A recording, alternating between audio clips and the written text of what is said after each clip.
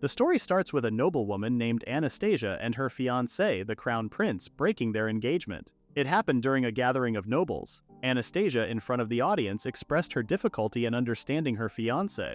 The Crown Prince responded by publicly shaming her, calling her a thoughtless woman. To make matters worse, he compared her unfavorably to another girl, claiming that Amy, a girl with healing powers, was kinder and more understanding. Despite Anastasia's warning against making hasty decisions, the Crown Prince insisted that the country needed someone like Amy. He continued to insult Anastasia, supported by the nobles present. The Crown Prince even went on to reveal that he knew about the harassment Amy had faced, and insisted that someone like Anastasia would fail to become the mother of the country. As the nobles joined in insulting Anastasia, she couldn't take it anymore and threw her gloves at the Crown Prince. In another time and place, our main character woke up from sleep, claiming he remembered something important he had forgotten long ago. He started to explain the story carefully for everyone to understand from the beginning. The protagonist's name is Alan, and he lives in the royal capital of the kingdom of St. Laren-Rurden. He's just an ordinary 8-year-old boy, but something from his past life suddenly comes back to him. A game he played on his smartphone about a magical school life. It seems he must have been reincarnated into a villager in a game world. All Alan knows is that something really bad is about to happen. His mom and everyone else in the town are going to die soon.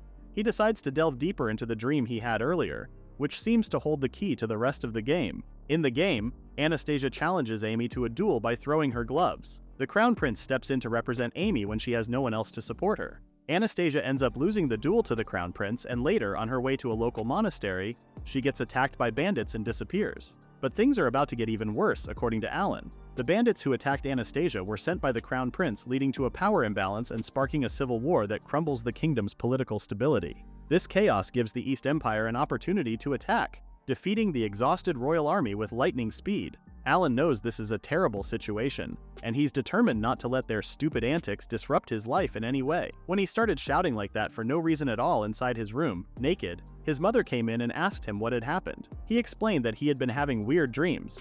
She told him he needed to have breakfast soon. Alan decided to protect his mother and made a promise to protect the city and all the people in it, in his own way. Even though he had memories of his previous life, he knew he was still his mother's son in this life. He knew he wouldn't run away easily, so he would continue protecting his people. He realized he needed to change the situation. While having breakfast with his mother, he thought about Crown Prince Karl Heinz, who was currently 8 years old like him, and had announced his engagement with Anastasia, who was also 8 years old. It made him realize he had 8 more years until the engagement and the judgment would occur. One might have wondered why Alan knew so much about this game's story. It turns out he had a bet with his sister to beat the game and couldn't refuse her challenge. As he strolled down the street brainstorming ways to save Anastasia, he noticed a carriage approaching and people gossiping about her. As the carriage passed by, their eyes met and Alan considered changing the course of the game's narrative. In his quest for ideas, he decided to follow the game's plot closely, realizing he had the power to turn things upside down. However, he hesitated because he didn't want Anastasia to die. Despite her appearing villainous in a normal setting, Alan believed she was a decent person. Anastasia's discussions about the country's politics and taxes made him understand her dedication to the nation, and he learned she was forced to leave in the end, a troubling thought. While lost in these reflections, he accidentally bumped into some melons owned by a woman named Monica. Alan apologized and she praised him for his good behavior, and mentioned her concerns about the guild's focus on alcohol. Monica worked at the pub connected to the Adventurers Guild headquarters. Despite feeling dragged around by her, Alan remembered he had forgotten something important. He asked for Monica's help for some reason. Later, Alan entered the guild with his mother. Rowdy-looking men questioned their presence. Assuming the first step of his plan had begun, Alan prepared for the unfolding course of his actions. Everyone, including his mother, found it hard to grasp what he wanted initially. Alan expressed his desire to clear the mud from the ditch. The man who initially seemed intimidating started smiling upon hearing him out. Subsequently, the man began to act kindly and suggested that Alan join the guild. He instructed his associates to hand over the necessary documents to be filled with the required details. Upon receiving the guild card, Alan was instructed to put a drop of his own blood on it. They assured him it would only be a small prick on the finger. As soon as Alan finished adding his blood to the card, it lit up. The man confirmed that the registration process was complete. Just as Alan finished registering with the guild, Monica suddenly appeared, jumping on him and playfully tossing melons onto his back. She wished him good luck, mentioning that his mother must be proud to have a son like him. Witnessing this, his mother became emotional and through tears expressed her hope that he would be okay, urging him to create his own luck. This entire experience left Alan with a sense of determination. He felt like he could change the course of the story, ultimately saving his mother and the entire town. He was aware that achieving this goal would require significant effort on his part, so he thought about going to check it out more to be sure if this was really the world from the game. He knew he'd need a lot of money to make his dream come true in the end. The main thing he had to do was beat the Crown Prince as a duel representative, which was a big step forward. He knew he would be enrolling in the Royal Academy for that in 7 years, so he needed money for all of that. Since he and his mom were already poor, he knew he would have to keep working hard. He thought about doing whatever work was necessary to make money quickly. He also knew about a secret scroll in the game that could be found 8 years from now. It was where Amy and the others would escape the Imperial Guards through the sewer and find the scroll in a forgotten room. Even though he knew he was in a game world, the sewer smell felt real to him. He found the compartment where the stuff was supposed to be, but the room didn't have any traps. He struggled to reach it for a while, but eventually managed to grab the scroll. When he revealed the scroll, it lit up on its own just like in the game and gave him a concealment skill. When he swiped the guild card, he felt like it was the perfect chance that he was in a game world. When the others started going into the sewer, Alan arrived just in time, admitting he had been lost for a while. He was determined to do whatever it took to make things better this time. After finishing the work, people predicted his mother would be upset at his dirty appearance. They decided to race to the tent, with the last one having to fetch water. Upon reaching the tent, they discovered Monica inside, naked. Everyone stared for a while and then rushed out, but Monica grabbed Alan's hand, insisting his mother would scold him for being dirty. Everyone outside heard a scream from Alan. After Alan came out of the tent and the men noticed Alan's butt shining as if polished, they decided to put on clothes for Alan. Back at home, Alan was excited about trying out the new skill, suddenly appeared behind his mother. He felt successful in making it happen. Later, he placed the earnings on the table and his mother advised him to take it easy. She stressed the importance of focusing on school. Alan realized he could learn 3 times a week for free in this world. He knew he had to work hard to enter school and change the future of the town and his mother. He thought about what he needed next, which was the appraisal skill. It seemed like a crucial skill to change the entire situation. However, the place where the scroll was hidden was quite different from the smelly sewer. He realized he might be risking his life for it after checking on the horn rabbits in the wild. Deciding to use his concealment skill, he moved through the path more easily than before. He pondered searching for the ruins immediately. Feeling the need to return home before nightfall, he kept moving around the map, exploring different directions from the larger town. Thanks to his concealment skill, even as a villager, he could roam around the town as if he had a free pass, feeling like some kind of diplomat within the town. On the 3rd day of his exploration, he witnessed rabbits fight. The 4th day left him with a nasty cold, causing concern among his guildmates and mother. Finally, on the 5th day, he reached the ruins, feeling the payoff for his hard work was near. However, just as he thought he was close to his goal, he noticed approaching monsters. Seeking refuge under broken rubble, he faced a dilemma. Feeling trapped, he pondered how to use his current situation to his advantage. Surprised by the sudden appearance of goblins, he realized his concealment skill was crucial for survival. Worried it might wear off soon, he knew more goblins would jeopardize his chance at acquiring the skill scroll. As the monsters multiplied, he considered calming his nerves and questioned why the circumstances had changed. Taking deep breaths, he resolved not to return without finding the scroll. Believing in himself and the cheat skill from the Otomy game, he boldly approached the monsters, crossing them out to enter the ruins alone and explore the basement on his own. As he entered, he noticed the floors illuminated by the glowing moss. Unable to use a torch, he was fortunate to have another light source to guide him through the cavern. Upon exploring further, he found the place surprisingly pleasant. Hoping to avoid encountering monsters like goblins, he decided to search for the room containing the scroll. Despite spotting a lot of treasure, he only thought of coming across the scroll. While inspecting the room on his own, he noticed a goblin arriving and stacking coins to create a makeshift treasure. Examining the room closely, it seemed like a treasure room crafted by the goblins, an element not present in the original game. He speculated that someone had modified parts of the game. Soon the goblin sniffed the air, suspecting something amiss, but after an unsuccessful search, it ran away after getting scolded by another goblin. Alan, using the concealment skill, felt relieved when the goblins left. Convinced that his quest for the scroll triggered the script changes, he was most surprised to find the scroll hidden underground at the end of the room. He reflected on how fortunate it was that the goblins didn't notice it. After sneaking through the goblins like a stealthy rat, he miraculously returns home unscathed. Eager to develop his skills, he promptly activates the appraisal skill using his guild card. As he completes the process, a sense of progress washes over him, motivating him to work even harder. Soon, people in his town start recognizing his contributions and expressing gratitude for his societal efforts. Time passes, and upon his return to the guild, he notices everyone getting busy with various tasks. The guildmaster, Rudolph, announces a significant discovery. an ancient ruin northeast housing a goblin nest. There's talk of a potential subjugation mission. Reflecting on his past decision to secure the scroll, Alan feels a sense of accomplishment. However, a nagging thought creeps in. He wonders if they would have handled it differently had they known that Amy was the one who uncovered the scroll. Intrigued and uncertain, he contemplates what future challenges might unfold. When he asked him more about the situation, Rudolph let Alan know that he would have to join the drain cleaning soon enough. When Alan inquired about being on the team to subjugate the goblin, Rudolph explained that he had already stopped being an adventurer. He would only report on the situation.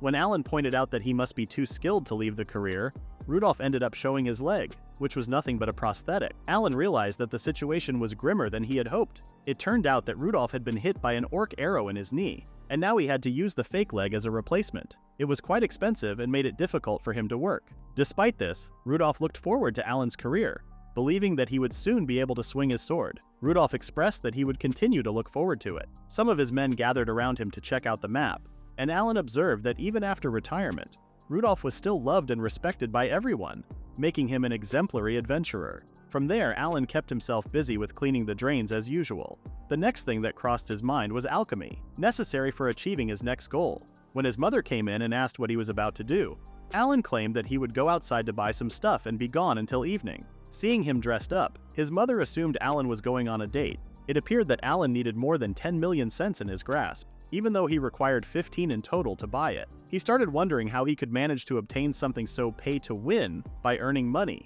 As he walked into the street, he noticed merchants selling things in the market. The idea struck him that he could use the appraisal skill he had acquired. Examining one of the items, he sensed its uniqueness and considered buying it. After researching more, the shopkeeper explained the item's story to him. Despite the shopkeeper assuming it was for his girlfriend, Alan paid with his guild card to make the purchase more trustworthy. Thinking ahead, he planned to sell it to another adventurer or merchant, even if it meant selling it for half of the appraised price. Confident he would still turn a profit, his goal was to reach 15 million cents. Excitedly, he showed the item to Rudolph.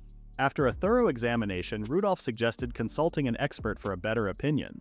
The expert explained that the earring was robust and fire-resistant gloves would enhance its value significantly. Despite Rudolph advising Alan to let the guild handle the sale, Alan, determined to do more, insisted on taking charge. Rudolph agreed but warned him of potential troubles if he sold it independently. Leaving the item in the hands of the expert, Rudolph shifted the focus to sword training. During their sessions, Rudolph consistently advised on sword techniques, emphasizing that the strength didn't lie in the sword itself, but in knowing how to use it effectively. As Rudolph continued reminding him not to neglect training, Alan realized that it was not enough to rely on the cheat skills he got. Rudolph instructed Alan like a Spartan trainer and made him run around 100 laps and swing his sword 100 times. By the end of the day, Alan fell to the ground due to fatigue, and Rudolph assumed that he could defeat a one-horned rabbit already. Days passed by, training, buying items while appraising, and cleaning the ditches. Alan finally gained 15 million cents and he is now 11 years old. After eating breakfast, his mother wondered where he was going.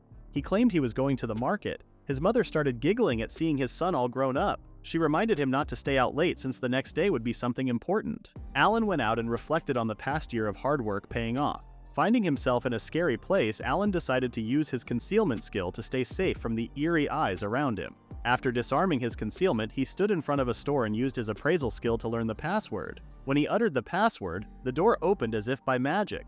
Inside, a hooded person asked him what he was looking for, and Alan said he was searching for the scroll of alchemy. The man praised his taste and offered it for 14 million, even throwing in some magic stones for free. However, when Alan used his appraisal magic on the scroll and complained that it was only an ordinary scroll, the man realized Alan wasn't someone to scam and complimented his keen eye for details. Upon seeing the real scroll on the table, Alan asked if he could use it and offered to pay with his guild card. After the transaction, Alan left, deciding it might be best to avoid the place in the future. 2 years of hard work paid off, and Alan had a satisfying ending to his quest. Returning home, his mother noticed he was late and advised him to go to sleep early for an important day ahead. The next day was his graduation exam, and he knew he could rely on his memories from his past life to succeed, despite the lack of importance given to elementary and middle school education in the country. The teacher called Alan, informing him that he was now 11 years old and needed to take an exam. She invited him for a walk, and in a hidden room, she initiated the hourglass.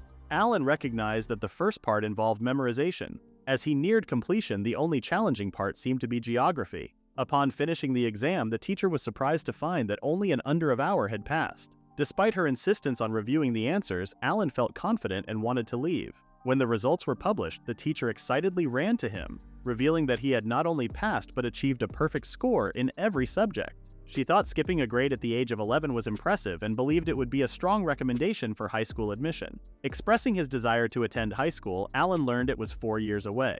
Despite the wait, he decided to be patient. The teacher promised to submit a recommendation and wondered how she would contact him post-graduation. Alan suggested informing the Adventurers Guild since his mother is usually away for work. Returning home, he celebrated with his mother.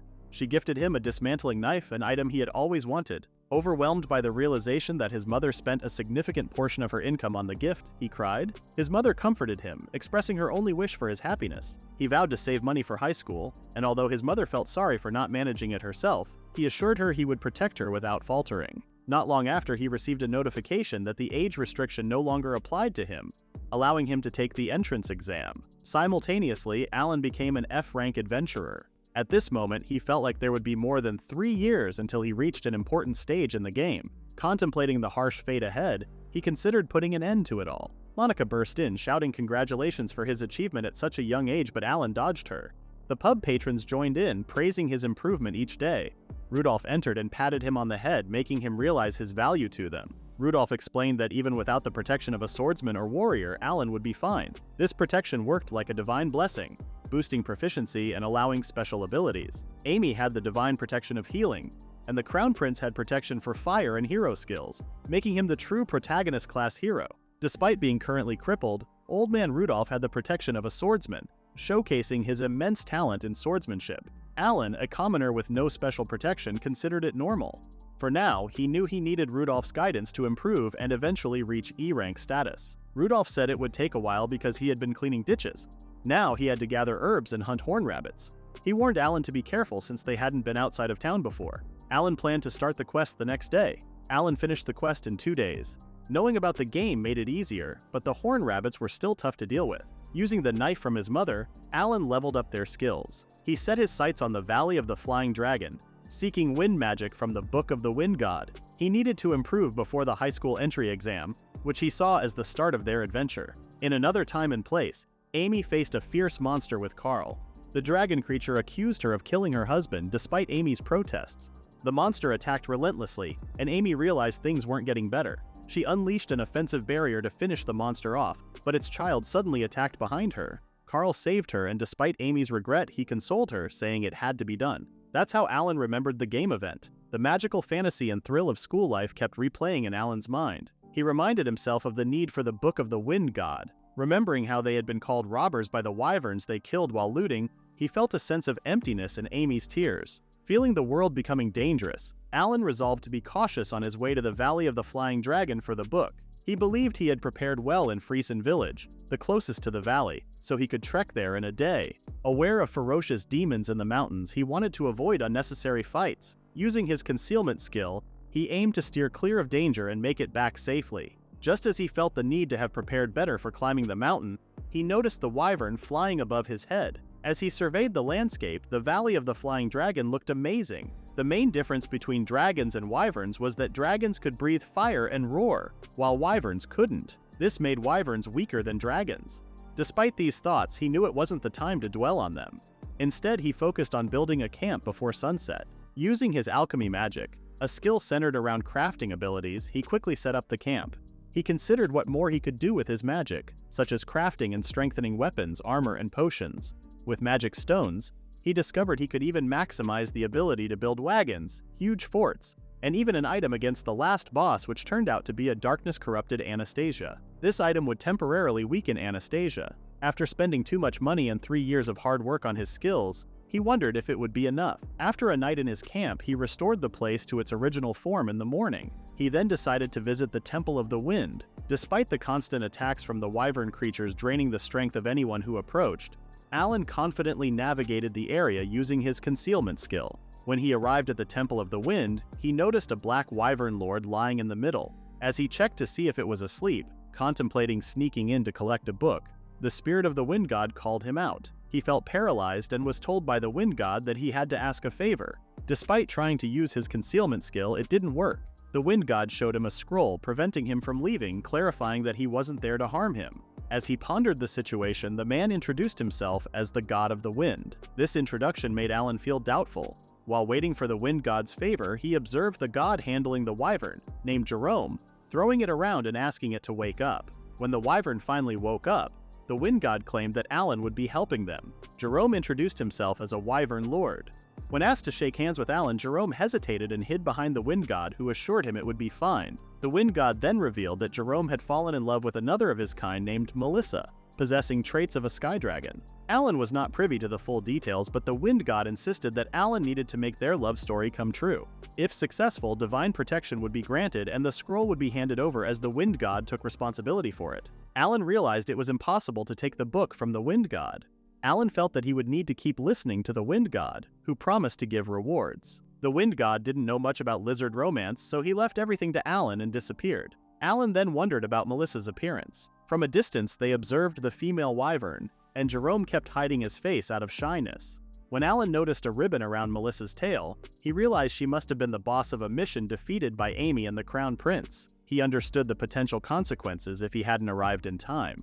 As Alan and Jerome talked, he noticed Jerome's shyness and lack of knowledge about Melissa. Frustrated, Alan called Jerome a stranger lurking around her. Alan suggested that Jerome should become friends with Melissa first. Approaching her, Melissa demanded to know who he was, expressing that she had never seen him before. However, Jerome felt she treated him like trash and flew away. Realizing their initial attempt had failed, Alan decided Jerome needed to find a gift for Melissa. Alan asked the wind god for Melissa's current location, and they waited for Jerome. The wind god was confident that Jerome, being a great hunter, would make significant progress. However, when Jerome descended with a huge worm in his mouth, Melissa got scared and flew away. Alan thought of pursuing Melissa with fashion, and Jerome flew away.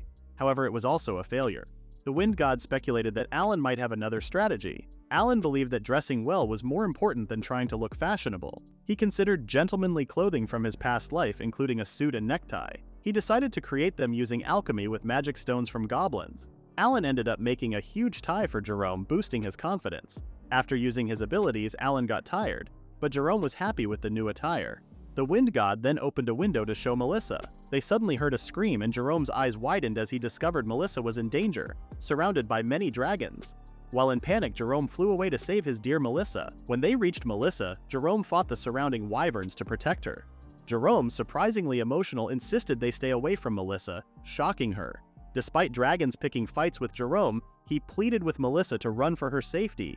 However, as she attempted to escape, one of the dragons tried to catch up to her, but Jerome caught its tail and slammed the wyvern to the ground. Realizing Melissa was in imminent danger, Jerome fought against all odds to protect her. Meanwhile, the wind god and Alan had a conversation with Melissa. Melissa found the wind god creepy, and Alan felt on the verge of losing their composure. As the dragons chased them, Alan noticed the wind god realizing the danger. Swiftly, the wind god whisked them away, allowing them to talk freely. Melissa, unaware of the situation, listened as Alan explained they were friends of Jerome and were there to help. As Jerome bravely fought off the dragons, Melissa fell silent. When Jerome struggled and Melissa rushed to help, he finally woke up. Surprised, Melissa found herself under him, joking about his weight. Yet, as Jerome tried to leave, Melissa held onto his tail, grateful for his rescue and expressing her admiration with a kiss. Alan, satisfied with bringing them together, received a blessing from the wind god. The god announced a future gift for Jerome and Melissa after their marriage, leaving Jerome flustered. Melissa wondered if he was ready for such responsibility. The god disappeared, leaving Alan with a sense of weirdness. Reflecting on the wind god's book, Alan considered Amy's absence. Realizing Amy wouldn't receive divine protection when she visited in 4 years, he pondered the unfolding scenario. As Alan delved into his thoughts, Jerome started thanking Alan. Alan insisted it was unnecessary, stating there was no need for any gratitude. In response, Alan suggested that avoiding this place for the next 4 summers would be enough as a form of thanks due to potential break-ins. Melissa entered the scene, expressing her gratitude for a precious ornament made for Jerome. Alan noticed their growing camaraderie, with the use of nicknames feeling sweet. Melissa assured they'd be available whenever needed as an act of gratitude. Alan agreed and prepared to bid farewell. As Jerome teetered on the brink of tears, Melissa reminded him to be strong and asserted the need to find their own place quickly. Jerome professed his thanks for Alan and flew away. Alan shifted focus, completing the mission of aiding the wind god and gaining divine protection. Realizing an unfinished task in Friesen Village, Alan needed to secure high-speed transportation by building a glider. Though learning wind magic wasn't part of the initial plan, Alan, a former aeronautical engineer, considered it useful for their current situation. Determined to build a motor glider, he prepared for future missions. Upon reaching the vast field in the village, he cleaned the runway for the glider with wind magic. Although the spell chanting felt awkward, Alan recognized his skills surpassed typical low-level adventurers, elevating him to a D-ranked magic power. He then thanked the creepy-looking wind god for the useful magic. Alan then started preparing the glider. He started working through the building map and used all the materials gathered over time, applying alchemy to them. After smelting the materials together, the glider was ready. The runaway seemed perfect, so he decided to begin test running with it. He even infused some magic into the right handle and activated the Wyvern's magic stone. Upon accelerating, he felt an absurd amount of output, compelling him to keep going up. As he soared through the glider, Alan targeted a ruin to reach his desired location. However, he realized he forgot to clean the road where he built the glider. Deciding to think about it later, he focused on reaching his destination. Since he hadn't flown since his university days in his previous life, he couldn't contain his excitement. Meanwhile, Anastasia sat with her friend Margaret and the maids. She noticed a strange bird-like object in the sky, assuming it might be one of the wyverns going in the wrong direction. They decided to report it as soon as possible. On the other hand, Alan realized that he could already see the royal capital from his position. It felt like he had soared through the skies, saving a lot of time compared to taking a carriage. However, as he contemplated landing, he wondered if there was enough space in the crowded royal capital streets. Without a parachute, he couldn't jump off, so he spotted a large lake while rushing through the skies. Despite the risk, he decided to land in the middle of the lake, planning to play it like a human raven. Targeting the lake, he glided to the water's edge to avoid stalling. He believed that deaccelerating would result in a better water landing. Just as he was about to land, Alan initiated magic reverse thrust, successfully entering the water with reduced impact. Although he felt careless, he was relieved to find that most of his belongings were safe. However, he noticed that his improvised technological alchemy started burning, revealing the hidden secret behind alchemy. Despite the successful flight, Alan regretted losing two precious wyvern magic stones, the wyvern's femur, and even the wings in one disastrous flight. When he finally met Rudolph, he greeted Alan and noticed that he had been dripping water all over the place, which made him rather curious about his situation. Just as he began to talk about Alan leaving his mother, Monica came in to scold the old man, saying that Rudolph must have been the one to pour a bucket full of water on Alan's head. However, Alan cleared the situation and she began to worry about him catching a cold. She started taking him with her to have a bath together, assuming that it had been a long time since they had bathed together. Instead of thinking much about the situation, Alan began taking the magical shower, which was considered rather expensive in this world. He took the change of clothes that he had kept in the guild for himself. Even though he had finally finished the first expedition of his life, he felt like he needed to reflect on a lot of things in his life right now. The more he remembered about his previous life, the more he felt like he had failed to be an engineer in his life. The more he thought about the glider accident, the more he felt like he had had a childhood like this in his previous life as well. He felt like even after growing up in his body, he kept on acting like a child who kept on making mistakes over and over again in his life. The more he procrastinated while sitting in front of the lake, Alan began to wonder what kind of modifications he could do on the glider the next time, so he would be able to minimize the danger on his own. After processing the thoughts for a while, he felt like he wanted to build an airplane, which was called a VTOL airplane. This brought him in front of the cheat item with the name Scroll of Multiple Chanting, so he would be able to make mistakes and continue to experiment on them at once. But all he remembered was that the scroll was in a difficult place. Even so, he hoped that he would manage to make it happen in any way. So he thought of progressing on his own by smelting items at once, even though he was not confident about his placement. He felt like the new modification would help him out in various ways, and it seemed to be a plane customized especially for the mission that he had in front of him to reach the destination. Alan once rode the glider again to soar through the skies. As he glided, he pondered two crucial things: the accuracy of the blueprints and the magical power needed to complete the extensive workload. Simultaneously, he considered the importance of cutting costs, emphasizing thrift. Eventually, he reached his destination while riding his newly made airplane, the Tower of the Sage. While circling the tower with his airplane, he reminded himself of the need to reach the top floor. He repeated the process of ascending and turning, recognizing that the stratus clouds extended up to approximately 2,000 meters above the ground. Reaching this altitude, he faced no interference from inside the tower. Realizing he was reaching a high altitude, he focused on his goal. He activated the wind magic engine, took it apart, and left his seat on the plane while flying through the air. He then channeled his mana and gathered it in his hands. He targeted the tower floor, opened the parachute, and safely landed on the target. Without any issues, he made it to the tower's highest floor.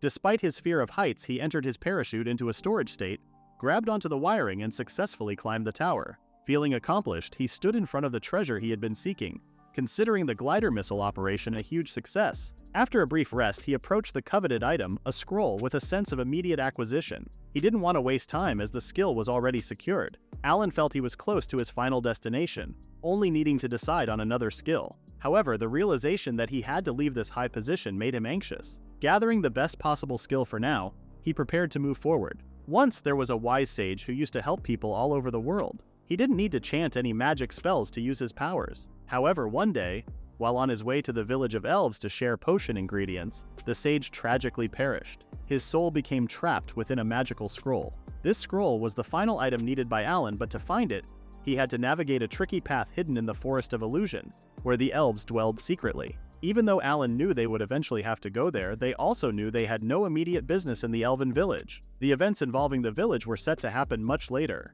so for now, all they could do was focus on their mission. He believed that his aircraft invention would be the highlight of his life, and he needed to make it to Rinzia village soon, following directions from the guild association. At the same time, he had many problems with the map from the guild. It was outdated and he lost his way in the sky before reaching the Forest of Illusion. This was bad given the strong demons and monsters in the area. He knew there was a time limit for the concealment, which wouldn't help in this situation. Upon reaching the village, he decided to camp as the sun set. He noticed a drop-off point outside the village, making it easier for him to land his plane. Using the vertical engine and activating altitude control engines on both wings, he made a comfortable descent to avoid risks. After using up his magic abilities, he grew tired. Upon landing, he saw elves targeting him with bows and arrows, catching him off guard. When brought to the village leader, they questioned if he was human. Despite claiming to intend reaching a human village, he ended up in the protected elven village, creating hostility. The village head was shocked, as their magic protection should have prevented humans from entering. Alan explained that he chose to enter using the skies. They realized he was referring to the vehicle he used, but some doubted his honesty as they couldn't sense magic in him. When the queen confronted him, he felt the need to keep his abilities hidden. All he knew was that the non-human race didn't like humans. However, when he mentioned having the divine blessings of the wind god, they felt more at ease. Despite not fully understanding the situation, the queen insisted he help save their village, treating him better. She disclosed their struggle with an evil spirit in the Forest of Illusion, which was nearing the village. Alan, unfamiliar with the events, got involved as the queen revealed the spirit's pursuit of them and other spirits. He found it hard to believe, but sensed their desperation for help. Due to strained relations between humans and elves, they hesitated to seek aid from other races. However, now with Alan present, the queen kneeled before him, expecting him to be their protector. Just then, the village princess, known from the game, disagreed vehemently, suggesting extermination as a better option. The queen advised her daughter Sherry to leave the room. Before long, the queen's companions rushed in, informing that an evil spirit had reappeared. Sherry, instead of waiting for her mother's advice, immediately started running towards the commotion. Realizing the urgency, Alan understood he needed to take action. As the guards flooded the area, Alan observed that the evil spirit seemed to be acting independently. The more he scrutinized it, the more he sensed it might be a wizard. Curious, he bombarded the queen with questions about the mysterious person. In this heightened state, Alan felt more attuned to the situation than the elves. However, his focus shifted when he noticed a suspicious individual. The queen, recognizing his concern, allowed him to examine the scene more closely, revealing the presence of the troublesome spirit. Amidst the chaos, Sherry declared her intention to eliminate the evil with her bow and arrows. Alan realized she was misunderstanding the situation. As the arrow struck the person, it simply bounced off, deepening the mystery. Alan questioned the person's allegiance, wondering who they were working against among the elves. The queen, sensing the complexity of the situation, requested Alan's assistance in this troublesome scenario. Alan started to wonder about the mysterious person who suddenly posed a threat to the village. As they delved into the identity of this surprising figure, Alan considered convincing the individual, initially labeling him as a wizard. However, the man insisted that he was a middle-aged virgin, surprising Alan. After some conversation, Alan, still curious, began to inquire further about the man's virgin status. The man explained that his parents had imposed it on him, revealing his name as Loringas. As Alan thought about this middle-aged man pursuing a young girl, he became increasingly uneasy, feeling like a significant crime was being committed. Alan questioned the man about his actions, and in response, the man expressed a desire to meet the spirit from the village of the elves. He claimed that the spirit had lived for thousands of years but remained in the form of a little girl, which was considered as a legal loli. The situation made the elves uneasy, suspecting the presence of an evil spirit. They couldn't see the man and started acknowledging and encouraging him to handle the situation. The elves had high expectations, believing Alan could bring about a positive change. Alan began telling the wizard to leave, accusing him of being a pedophile. The wizard defended himself, insisting that he was only admiring beauty without any harmful intent. As Alan thought more about it, he believed the wizard's actions were not as bad as he initially thought. However, when Alan pointed out that the wizard was scaring away a spirit, the wizard finally acknowledged his wrongdoing. Feeling remorseful, the wizard dropped to the ground, admitting that scaring away the spirits was not gentlemanly. Alan insisted the wizard should leave, and the wizard, confused, mentioned going to the village of elves, not realizing he was already there. Surprised by this information, Loringas tried to ran toward the queen, but Alan stopped him since he looked a lump of evil thoughts to the eyes of the elves. During their conversation, the wizard started talking about an elixir, making Alan realize it was likely the main reason for his presence. Alan then directed him towards the queen of the elves. The middle-aged wizard then listed the things he needed from the elves to create an elixir. When Alan shared this information with the queen, she thought it could be managed and instructed her people to gather the required items for the man's potion making. After inspecting the items, the man felt that he finally had everything he needed and expressed gratitude to Alan for the initial help.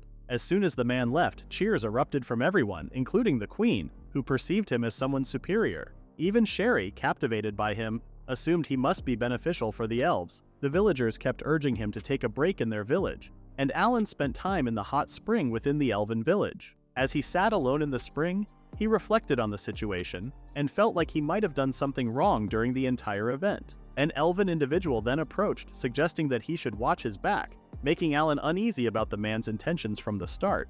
After he finished resting in the spring, he started hearing a strange noise in the middle of the village. The queen arrived, announcing that the spirit of light had been born. A spirit began playing with a little kid, and the queen mentioned that it had been 800 years since the last spirit of light was born in the human world. Although Alan felt a connection to something that happened in a game he played before, he was certain that Amy's birth had nothing to do with this event. As the spirit approached, everyone pointed at Alan, and the spirit thanked him, claiming he had saved her life the day before. She explained that he was the reason she could create the elixir, which turned him into a spirit. Confused, Alan wondered if the spirit was the person he was thinking of based on his tone. The spirit mentioned that he had transformed into a lowly to understand them better. Alan, feeling like he was losing his mind, learned that the spirit was no longer Loringas. She had made a contract with Millie, the elven kid, and her name was now named Lou. After learning the news, the queen became quite happy. As Alan reflected on what had happened with Amy, he felt on the verge of losing control. He convinced himself that it wasn't his problem at all. At that moment, Lou approached him with a scroll. When he inquired about it, she explained that it was a chantless scroll she had created. Lou wanted him to have it as a token of gratitude for what he had done for her in this life. She shared that she had spent her entire life trying to become a lowly, and now, thanks to Alan, she had achieved it. Alan realized she was serious about it. As he contemplated the situation, he felt a sense of chaos and mixed emotions getting something from a pervert. Expressing his gratitude to everyone in the village for their support, Alan found Sherry repeatedly knocking on the glider to confirm if it really flew. Meanwhile, the queen decided to gift Alan an amulet crafted with the prayers of the elven villagers. It would serve as a symbol of their friendship and offer support as a token of appreciation for saving the village. When he was getting ready to fly, the queen told everyone to move aside. Sherry was amazed to see that he could actually fly. Alan assured them that he would come back to visit. When he finally said goodbye to everyone, Lou waved her hand at him. Alan thought about returning to his hometown after accomplishing the most important thing he had to do. Now that he completed phase 1 of his mission in life, he considered moving on to the next one. Alan believed he had everything he needed, and the only thing left was to improve his strength and raise his level. As he pondered how to enhance himself, Rudolph asked if Alan was thinking about his goblin-slaying debut. Alan was indeed contemplating a new beginning. Before he could give a definite answer, Monica unexpectedly appeared and quickly pulled him close, acting like a girlfriend. She told him not to worry his mother and never push himself too hard. She playfully slapped his back to divert his thoughts. That night, Alan then discussed the extermination mission with his mother, explaining that he would be away from home for a while due to dangerous requests. As he was cradled by his mother, thoughts of a future free from every problem filled his mind. He believed that when the time came, he would be able to protect his mother. Later, when Alan approached the familiar old shady shop to sell the honey he had received from the elven village, he felt it might be too expensive for someone like him to possess. Despite Alan's attempts to explain that he had secured it through a connection, the man insisted on bidding $2 million for the honey. Alan decided to accept the offer, but the man continued to ask for more. Alan believed he could manage, though it would take some time. When he requested a magic bag the size of the room, the shopkeeper burst into laughter, claiming such a thing didn't exist, not even in dreams. Despite the shopkeeper's incredulous words, Alan was certain such a bag existed in the world. Deciding to leave the shop for the time being, he envisioned successful expeditions in the future, driven by his own improvements, allowing him to make progress. He entered the village of Streusen and met the village chief, who explained they were struggling to find help. Alan decided to stay in the village, and the old man offered him free lodging, but he had to pay for his own food. Alan couldn't stop thinking about the goblins he was going to hunt. After pondering for a while, Alan came up with the idea of using an AK-47 Kalashnikov. He used concealment magic to explore the forest, suspecting there might be a labyrinth where goblins appeared. Prepared for a fight, he entered the forest and soon spotted a goblin. He shot at it from a distance, wondering if it was truly down. Approaching the fallen monster, he realized he had successfully finished it off with 3 chest shots, obtaining a magic stone. As Alan continued using the gun, the fight started to feel easier. It seemed like an illusion to him. By the end of the day, he had defeated 12 goblins, making him feel more capable and in control of the situation. After Alan made the payment, he thought about doing it again. One day, he considered leaving for the labyrinth. Even though he spent the week in the forest, he didn't encounter any goblins. This led him to decide to venture into the labyrinth. He knew that confronting and defeating goblins attacking villagers was a key event in the game, boosting one's level. However, the challenge was that labyrinths were guarded by formidable bosses. The true purpose of destroying the labyrinth remained a mystery to everyone. Alan began to question if it was really necessary to completely annihilate the labyrinth. To navigate the labyrinth, Alan used a magic lantern he purchased at the guild for 300,000 cents. This item could be illuminated by Mona without producing any heat or smoke. As Alan explored the labyrinth, he encountered 2 goblins. Feeling unable to hide effectively due to the lantern's light, he attracted more goblins. While using the lantern, Alan likened himself to a football fish, and the situation made him nauseous as memories of the labyrinth rushed back. Despite the challenges, he speedily navigated through the labyrinth and finally reached its lowest floor, the 5th floor. Here, the hall with the core was guarded by powerful bosses. Soon enough, he encountered the Goblin King. Considering the best approach, he decided to target the monster's minions first. Recognizing that dealing with the largest threat was crucial, he utilized his wind magic to make the minions disappear. Targeting the Goblin King, he started shooting at the massive monsters. The king experienced intense pain as he attacked, and the monster in response charged at him with a massive hammer. Despite Alan recalling his experiences from the video game, he realized he was still resilient. However, as his countermeasure weapons were depleted, he threw the last bomb at the monster. The explosion caused the monster to scream in agony, as if facing the touch of death. Seizing the opportunity when the monster uncovered its helmet to scratch its head, Alan used his powerful Kalashnikov to obliterate the monster's head. This confirmed to him once again that the strategies from the game were effective. Even after Alan blew the monster's head off, he saw the enormous body still shaking. Concerned, he readied the wind cutter in case the creature wasn't dead. As soon as the body stopped moving, he realized collecting the magic stones would be a big problem. Finally reaching the labyrinth's core, he knew destroying it would make everything disappear. However, touching the core will instantly return him to the entrance. Back at the guild, he shared his labyrinth experience, earning admiration from everyone. Despite the praise, cheating made him feel embarrassed. Monica, known for her ample bosom, came to welcome him, but Alan had already left. The guild took the goblin's magic stone to get a better price. Expecting recognition for defeating the dungeon, Alan anticipated gaining status and more money. He decided to buy a new home the next day, bringing him one step closer to the future he envisioned with his mother. Once Alan returned home, his mother reached out to him, despite the dirt on his body. She asked if he got hurt during his journey, and Alan explained that he had just been navigating the goblin maze. When he inquired about how she had been, she insisted she was fine as always. As they chatted about the next-door neighbor, Alan listened with curiosity after such a long time. Soon, his mother brought up the topic of him spending more time inside the house. She believed that the money he earned should be his to spend, and she regretted not having more space for him to keep his belongings. Alan mentioned that he had been contemplating moving out for various reasons. He wanted to provide his mother with a better life and suggested that having her live with him could be a great option. He expressed his desire for her to continue handling the housework as she always did. His mother, however, thought it was foolish of him to consider such a thing. She clarified that all she wanted was for him to lead a happy life, and she didn't want to burden him with household responsibilities.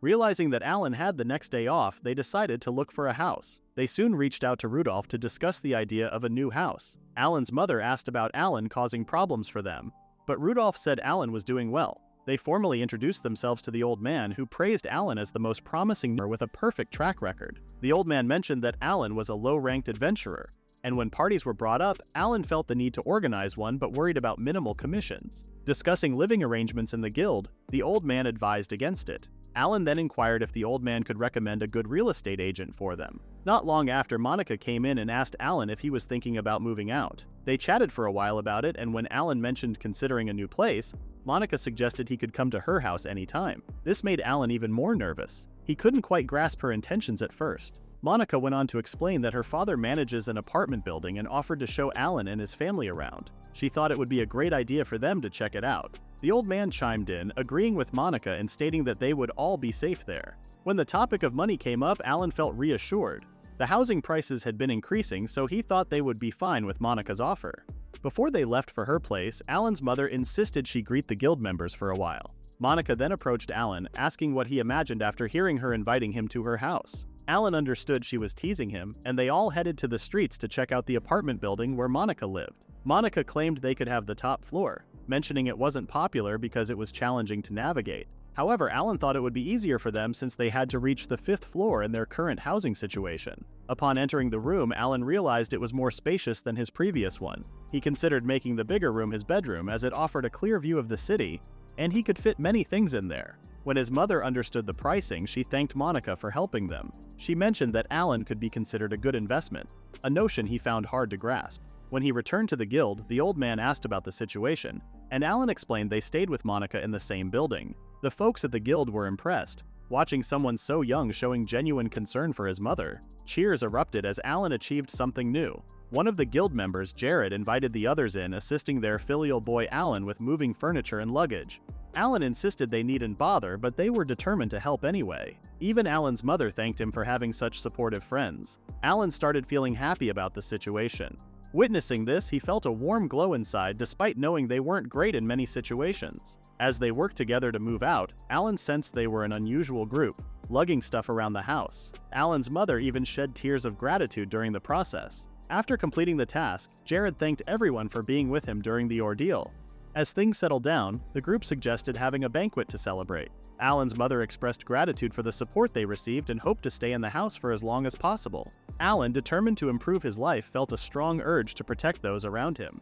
When everyone gathered to share a drink, the drunk old men started talking about how beautiful Alan's mother was. They all competed to be Alan's future father-in-law, but Rudolph told them to stop the uncomfortable topic. Just when Alan felt thankful to him, Rudolph announced that he was the one gunning for Alan's mother. Alan couldn't accept seeing his master hitting on his mother. The night concluded with a beautiful event, and the next morning Alan resumed his work. He continued honing his skills to combat monsters and earned more money in the Goblin Maze using the same technique. Over time, Alan gained the title of Goblin Slayer due to his persistent dedication to eliminating goblins. Shortly after, a bipedal wild boar appeared in the forest. Alan aimed and shot it with his machine gun. He unknowingly killed one of Inosuke's brethren. Alan was situated in a forest known as Orc Forest, where people had established a wooded area to deal with monster attacks. Mountain orcs posed a threat to humans, but their meat was valuable. Residents created this area to defend against monsters, and Alan took on the task of reducing the danger. Unbeknownst to him, these orcs were connected to the Great Orc Maze, which was Alan's next target for leveling up and earning rewards.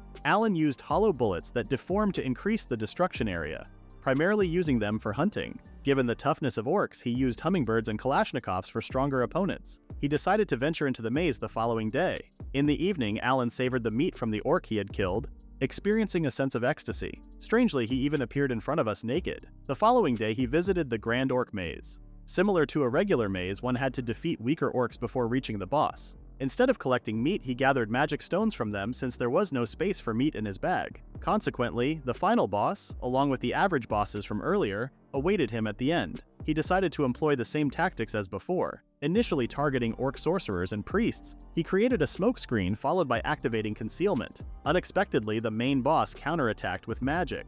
Looking up, he realized the king was controlling the attacks against him. To break the connection, he needed to separate them. Creating another smoke screen, the monsters anticipated an attack from behind, but Alan surprised them by using chili pepper extract from the opposite side. While the monsters were frozen in disbelief, he shot them all with his machine gun. During this chaos, the Orc King's eyes had healed, making him a formidable opponent. Striking a pose, the monster charged toward Alan. Although he periodically shot at him, the bullets bounced off. Alan successfully dodged the Orc King's attack, causing the monster to hit the wall. Although frightened, Alan managed to escape unscathed. He quickly activated his concealment ability and switched his weapon to a Kalashnikov. Aiming the Orc King's vulnerable spots between the eyes and the heart, Alan shot at the monster. Infuriated, the Orc King aggressively approached Alan. Without hesitation, Alan fired another shot, making the monster crash into the wall once more. Alan, anticipating the next move, rolled on the ground, preparing for his next attack. To his surprise, he realized the Orc King had succumbed to a fatal shot in the heart. Despite limited space in his bag, Alan decided to collect some of the monster's meat. At the heart of the maze, Alan discovered a treasure, a fertility bracelet that increases a woman's pregnancy rate. This puzzled him, leading him to question the inclusion of such items in the game. Regardless, he emerged victorious, conquering the labyrinth of the orcs. In the elf village, we see a peaceful atmosphere. The place where the kids play has now turned into an airport. Alan often visited the village to buy honey, and the villagers were always friendly, helping him take care of the airport. It was a favorite place for kids to play games, including archery. Sherry, as usual, kept kicking Alan's aircraft, but thankfully it never broke. When Alan celebrated his 13th birthday, he became eligible to move up to level D and earned the title of Orc Slayer. The queen informed him that the honey he requested was loaded onto his glider, and he thanked her. She offered it for free, but Alan insisted on paying, explaining that his mother loved it. The queen then asked about Alan's next journey, which he revealed would take him to the Wind Mountain Maze. In the game, this maze had a difficulty level of 30, much more challenging than the Orc Maze and Dragon Valley at level 15. At the end of the Wind Mountain Maze awaited Blizzard Phoenix, a tough opponent that Alan didn't feel ready to face. The Elf Queen inquired about the maze's danger level, but Alan assured her that he could handle it thanks to the amulet she had given him. As they talked, our resident ex-Lolicon, the Spirit of Light Lu, approached them, expressing concerns about not joining Alan on his journey. This left Alan somewhat relieved not to have such a weird person following him. In the Wind City, within the Zyvan Guild, Alan approached the mission to conquer the Wind Mountain Labyrinth alone. The Guildmaster was surprised by his decision but granted him permission to proceed. It was crucial to enter the maze with permission, otherwise any items obtained would be considered stolen. The Guildmaster had told Alan to reach only the first level, but Alan assured him that he would proceed cautiously among the experienced adventurers tackling the maze's conquest. His solo approach seemed reckless to others. In the Labyrinth of Wind Mountain, the record for conquering the 30-level maze was only 8 levels. It was a complicated maze with challenging challenges. Despite this, Alan had a trump card, his new Saiga 12 shotgun. His shotgun broke the adventurer's record, allowing him to reach level 28 with floating islands where manipulating wind force could move you to different islands. Alan discovered a hidden treasure room at the base of one floating island. Instead of the conventional method, he used his smelt skill to create steps and claim the treasure. The reward included rings capable of reviving a person once if they died. Eagerly, he took both rings and proceeded toward the door leading to the main boss. Before facing the boss, Blizzard Phoenix, Alan decided to seize more treasures. Blizzard Phoenix attacked immediately, releasing spikes from the ice. However, Alan knew this from the plot and made a shield in advance. After passing the first attack, the remaining attacks were only a combination of concealment and machine attacks. A bullet hit the Phoenix, but he quickly stepped back. Alan tried to activate concealment, but the Phoenix attacked him with a snowstorm and ice arrows. This slowed down Alan, who created a boulder and hid behind it. While hiding, the Phoenix continued its magical attacks. Alan decided to use Nikov from a distance and then Saiga. He turned on concealment and shot at the Phoenix. Immediately, he created another boulder to hide behind. He waited until the Phoenix's attack stopped, came out of hiding, and attacked the Phoenix several times. The Phoenix was badly injured, and Alan hid behind a boulder again. When he emerged from hiding, he saw the bird falling and he slipped and fell on the frozen ground. He managed to stop just before the Phoenix fell, keeping it alive. Alan finished off the Phoenix and then began to dismantle its body. Surprisingly, the Phoenix's feathers remained beautiful even after removal. Alan also decided to collect the bones, which turned out to be incredibly lightweight. Inside a treasure chest, he found the Sword of the Sky Knight. This weapon bestowed the blessing of a knight upon the wielder and allowed an upgrade to the Heaven Knight along with the additional gift of wind magic. However, the most precious discovery in the maze was the Magic Stone Synthesizer, which enlarged smaller magic stones when combined, increasing their value. Alan planned to use the synthesizer every time he returned to the maze. He resolved to keep the details of his progress a closely guarded secret. Back in the city, Master Rudolph noticed that Alan was still engaged in ditch cleaning. Alan explained that he did this only during his spare time. Rudolph inquired about Alan's plans for the upcoming year. as he was now 14 and eligible to attend high school. Rudolph requested Alan's assistance on a guard-related task that would help him raise his level and reputation. Initially uninterested, Alan attempted to refuse, fearing that it might reveal too much about his battle capabilities. However, when Jared arrived, along with other adventurers announcing they were ready to work with him, Alan found himself facing unexpected and persistent demands. Rudolph set a 7 a.m. schedule, and Alan, trapped in a cloud of alcohol-scented breath, realized he had little choice but to comply. Alan found himself on an escort mission, accompanying a little girl named Carlin, along with his older brother Dirk. Their journey was to a small village where Dirk regularly delivered essential supplies like coal, wood, and dried meat from the royal capital. Carlin, a spirited young girl, had a keen interest in Al's wind magic, and the two quickly developed a close bond. A few other adventurers, including the formidable Jared, joined them on this journey. However, Carlin was hesitant to get close to Jared due to his intimidating appearance. The route they followed led through a treacherous mountainous area known for bandit activity. It was the responsibility of Al's team to protect the caravan from these threats. Despite the tension of the mission, Carlin and Alan got along splendidly, and she had grown quite attached to him. Alan had left his powerful Kalashnikov and assault rifles behind, but carried a small Makarov pistol discreetly concealed under his clothes. While he might have seemed formidable to others, Alan struggled with the moral dilemma of whether he could use it against a living, pleading person, unlike the monsters he was used to dealing with. Carlin's sweet interruption broke through his contemplation, and she inquired about his well-being. Meanwhile, Jared issued a warning, explaining that the path ahead would become narrower, making them vulnerable to bandit attacks. The carriage pulled by horses pushed forward, but suddenly a barrage of stones began to rain down from a nearby cliff. These stones obstructed their path, bringing Dirk's carriage to a halt. Bandits swiftly encircled the carriages, closing in from both the front and the rear, brandishing daggers and demanding the goods they carried. The adventurers instructed Dirk to stay inside the carriage while they unsheathed their swords and readied their bows. Amidst this tense standoff, a skirmish erupted with one adventurer successfully striking a blow against one of the bandits. Jared, the leader of the expedition, ordered Alan to employ his magical abilities against the bandits. Although Alan was proficient in dealing with monsters, he found himself grappling with which technique to use on humans. When one of the bandits nearly lunged at a fellow adventurer, Alan swiftly employed his wind magic, injuring the assailant. The other bandits, now aware of his extraordinary abilities, panicked and fled. Jared then instructed Alan to eliminate the remaining bandits, but Alan's compassion and moral quandaries deterred him, causing the bandits to escape. While the other adventurers celebrated their victory, Jared stayed furious, directing his anger at Alan, the 14-year-old boy who had spared the lives of the bandits. Alan, confused, explained that he couldn't bring himself to kill people. Jared insisted on the importance of eliminating such threats, likening them to monsters that could harm others in the future. With a stern message, Jared retreated into the carriage, leaving Alan puzzled. His senpai asked Alan for help in clearing rocks from the road. They quickly finished the task, ensuring a safe journey to the village. Upon arrival, they were greeted by joyful villagers and children engaged in village business. Excitedly, the villagers rushed to help unload the cargo. The girls in particular eagerly examined the clothes before bringing them inside. Carlin initially wanted to appear cool and different, but ended up choosing a dress she liked. Dirk distributed the requested goods to everyone. Alan observed in silence as Jared questioned why the mission would have failed if he had been the leader. Alan straightforwardly replied that it was because he didn't kill the bandits. Jared acknowledged his mistake, stating that there wasn't much difference between monsters and these bandits. He vowed not to delay next time. Alan understood his words. At that moment, their conversation was interrupted by Carlin and a group of small children.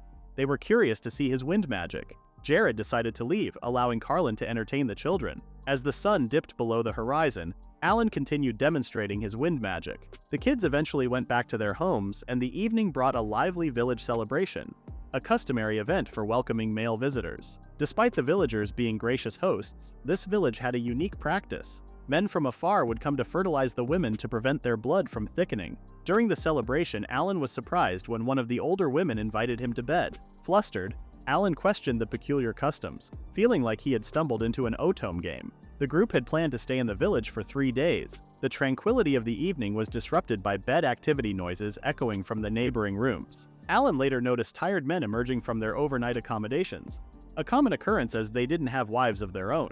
Alan had intended to spend the next day playing with the children, but the village had delivered devastating news. Carlin had been kidnapped. The announcement filled Alan with horror and dread as he worried about the safety of his young friend. Carlin and other children had been abducted while playing outside the protective walls of the village. Upon hearing the distressing news, Alan quickly changed into his adventure gear, feeling guilty and thinking that his failure to deal with the bandits had caused the current dire situation. Fueled by remorse, he was determined to rescue Carlin and the other kidnapped children, blaming himself for the whole predicament. Alan approached Jared, admitting that the abduction was his fault for not taking decisive action against the bandits earlier. Jared agreed with Alan's assessment but advised him to stay calm. He explained that he would handle the rescue mission alone because adventurers usually only intervene in cases requested by the Scent, and the bandit leader had sent a letter to the village with demands for the hostages' safety. The letter stated that the village needed to provide women, food, and money, and any resistance would lead to the death of the captive children. Jared's words served as a harsh reminder of the serious consequences of their previous encounter with the bandits.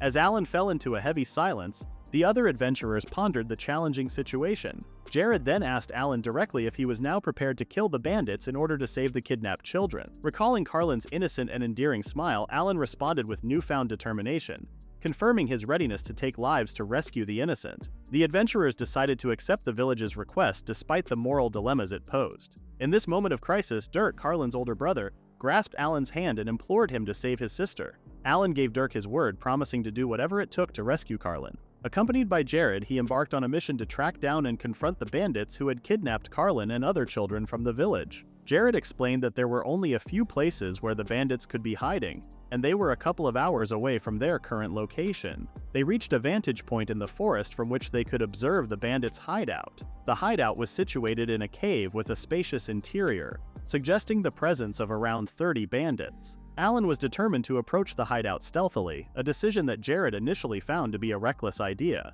However, Alan was confident in his stealth abilities and believed that there might be fewer bandits inside the cave than anticipated. Jared had questioned his actions, wondering what he would do if they discovered about 10 bandits inside. Undeterred, Alan assured Jared that he had a plan. After testing his magic, Alan asked Jared to trust him, emphasizing the importance of the children's lives being at stake. Although hesitant, Jared trusted him but warned that if Alan failed, the children would die. Alan thanked Jared for his trust and went to their hideout with his senpai hidden and awaiting his signal. Carefully navigating the area, Alan utilized his concealment magic to make himself virtually invisible. This ensured that he would not be detected as he approached the bandits' hideout, a cave in the mountains. At the cave entrance, a guard stood who had been present during the attack on the carriage.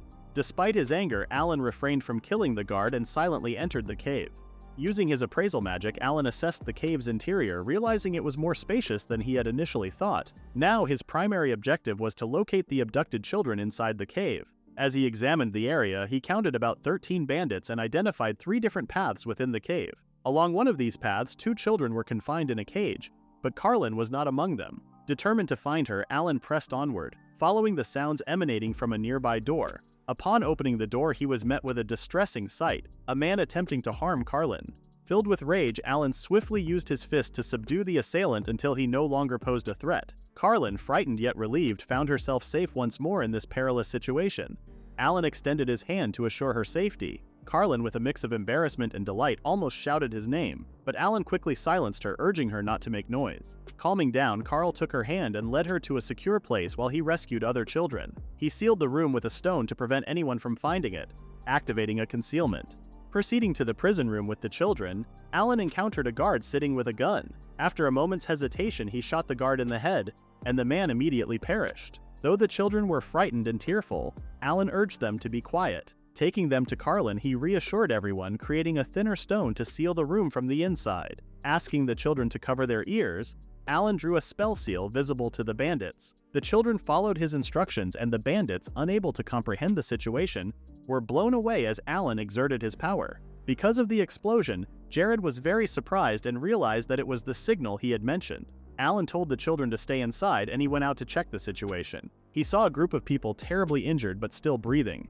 He considered whether to eliminate them but chose to prioritize evacuating the children. At that moment, one of the surviving bandits attempted to attack him with a dagger in his mouth, but Jared quickly took him down. Alan was surprised to see Jared and felt relieved. He instructed everyone to return to the village. As they emerged from the cave, Alan praised Carlin for her excellent job in holding on. The children, overwhelmed with emotion, cried and rushed to hug both Alan and Jared.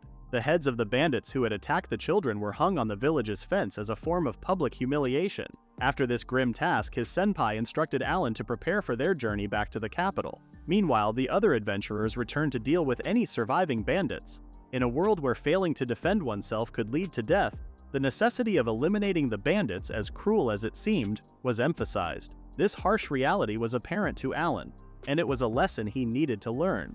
The adventurers loaded their belongings onto the carriage in preparation for their return to the capital. As they made these preparations, 3 children approached Alan to express their gratitude for his heroic actions in rescuing them. They also asked if he would show them his wind magic again someday. Alan happily promised them with a smile, and as the group prepared to depart, the children bid farewell. After the guild finished analyzing the tasks, Alan became the youngest adventurer to receive the C rank. He finally turned 15. Katerina was surprised that he did a good job tying a tie. She was upset that she couldn't tie it for him. She then hugged him, expressing her pride and wishing him the best of luck. Today was important, the day we had all been waiting for so long. Alan finally began his school life at the Royal Academy. All the new students were greeted by the head of the school and they were asked to sit down in their places. Checking the list this year, including our young talent, 39 people were enrolled. Alan was able to enter the class second on the list, along with all the noble bigwigs. All of his classmates were aristocrats and commoners were not allowed to communicate with them first. So Alan could simply be invisible at that moment. The one who made Alan's blood and heartbeat faster appeared in the corridor. Yes, the main villain of the game is Anastasia Kleiner von Ramlet. She was beautiful and exuded a magnificent aura. She looked in Alan's direction, which made him nervous. He couldn't believe that, in the game, after other characters like Oscar von Wimlet, the son of the richest man in the kingdom, and the bespectacled Marcus von Bynes with the blessing of the sage, who is the son of the head of the royal magic, there was also Leonardo von Jukes, whose father is the commander of the Royal Guard, and Claude Justine de Westerdale, the prince of another country with the blessing of the Fist King. All these characters were effective in the game, and naturally all the girls were crazy about them. They looked at Alan and claimed that he was quite ordinary, which made him a little angry. Then the main target character, His Highness Crown Prince Karl Heinz Bartile von Centralen, appeared. All the other girls were crazy about him and admired him. He truly had the aura of a crown prince. And now, surprisingly, the main character of the whole story, Amy von Breus, appeared. Amy warmly greeted Alan and mentioned that she had known his name. Her unexpected attention left Alan wondering how she knew him. Amy shared that she had been born into a commoner family and had attended the same school as Alan. She expressed amazement at his rapid progression through classes with perfect grades, prompting her to strike up a conversation with him. This was a surprising and unexpected development in the story. Alan had completely forgotten about her, but according to the game's plot, she should have first talked to the prince, not to him. When Amy asked if there was something wrong with him, he said nothing. As expected from the Otomy game, it turned out to be very cute. A week after the school's opening ceremony, Alan prepared to move into the school dormitory, indicating that he wouldn't be able to visit for some time. Katerina expressed how much she would miss him and asked if he had made any friends. Although Alan replied in the affirmative, in reality, he had been largely ignored at school. His classmates paid him little attention, and Amy, after becoming the Crown Prince's girlfriend, started to ignore him. During a magic lesson, the teacher explained how to use magic and control its power. When he asked who could successfully perform magic attacks, only a few people, including Alan, raised their hands. The professor then called on the Crown Prince to demonstrate his abilities to the others. Considering himself cool, the Crown Prince agreed and activated his flame blessing. He aimed at the target and successfully hit it, earning applause from everyone. Next up was Anastasia, who expressed her willingness to try. However, the Crown Prince ignored her, showing signs of dislike. Unbothered, she activated her power, firing it at the target in the form of an arrow, and destroying it completely. This surprised everyone, including Alan, who hadn't expected this from the final boss of the autumn game.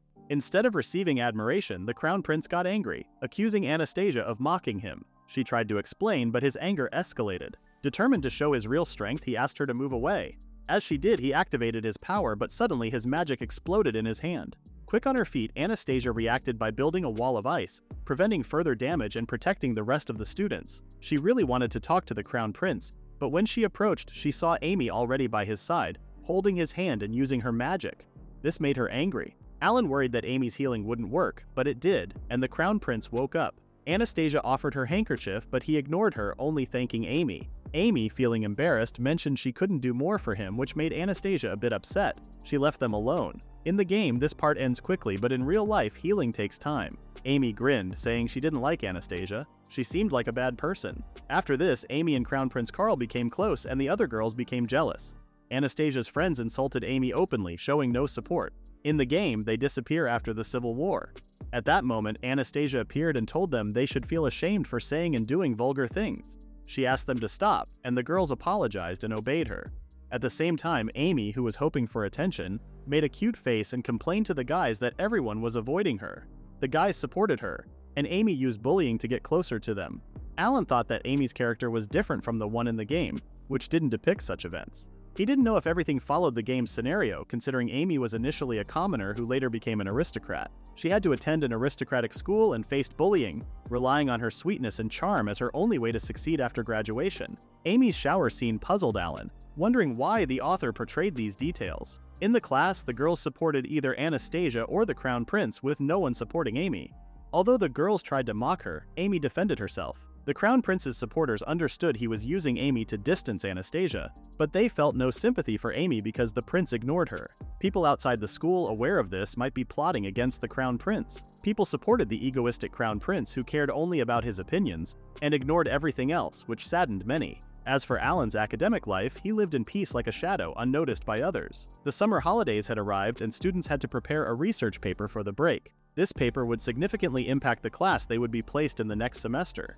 The aristocrat who ranked last found it crucial. To Alan's surprise, Anastasia personally approached him. She sat on her knees and asked for his help, expressing that formalities were unnecessary. Alan, being a scholarship student and at the top of the class, surprised her. Anastasia inquired if he had experience with mazes, to which Alan confirmed. She mentioned having a message and bid him goodbye, apologizing for the disturbance. Initially perplexed by the term messenger, Alan thought Anastasia might be following him. However, a few days later, everything became clear. He was asked to be the guide for characters from an Otome game, leaving him no choice but to agree. When he questioned their readiness, the Crown Prince arrogantly confirmed their preparedness. As a result, they reached the ruins of the Goblin Maze that everyone had been circling around. Amy was repeatedly warned by others to be careful and not to fall.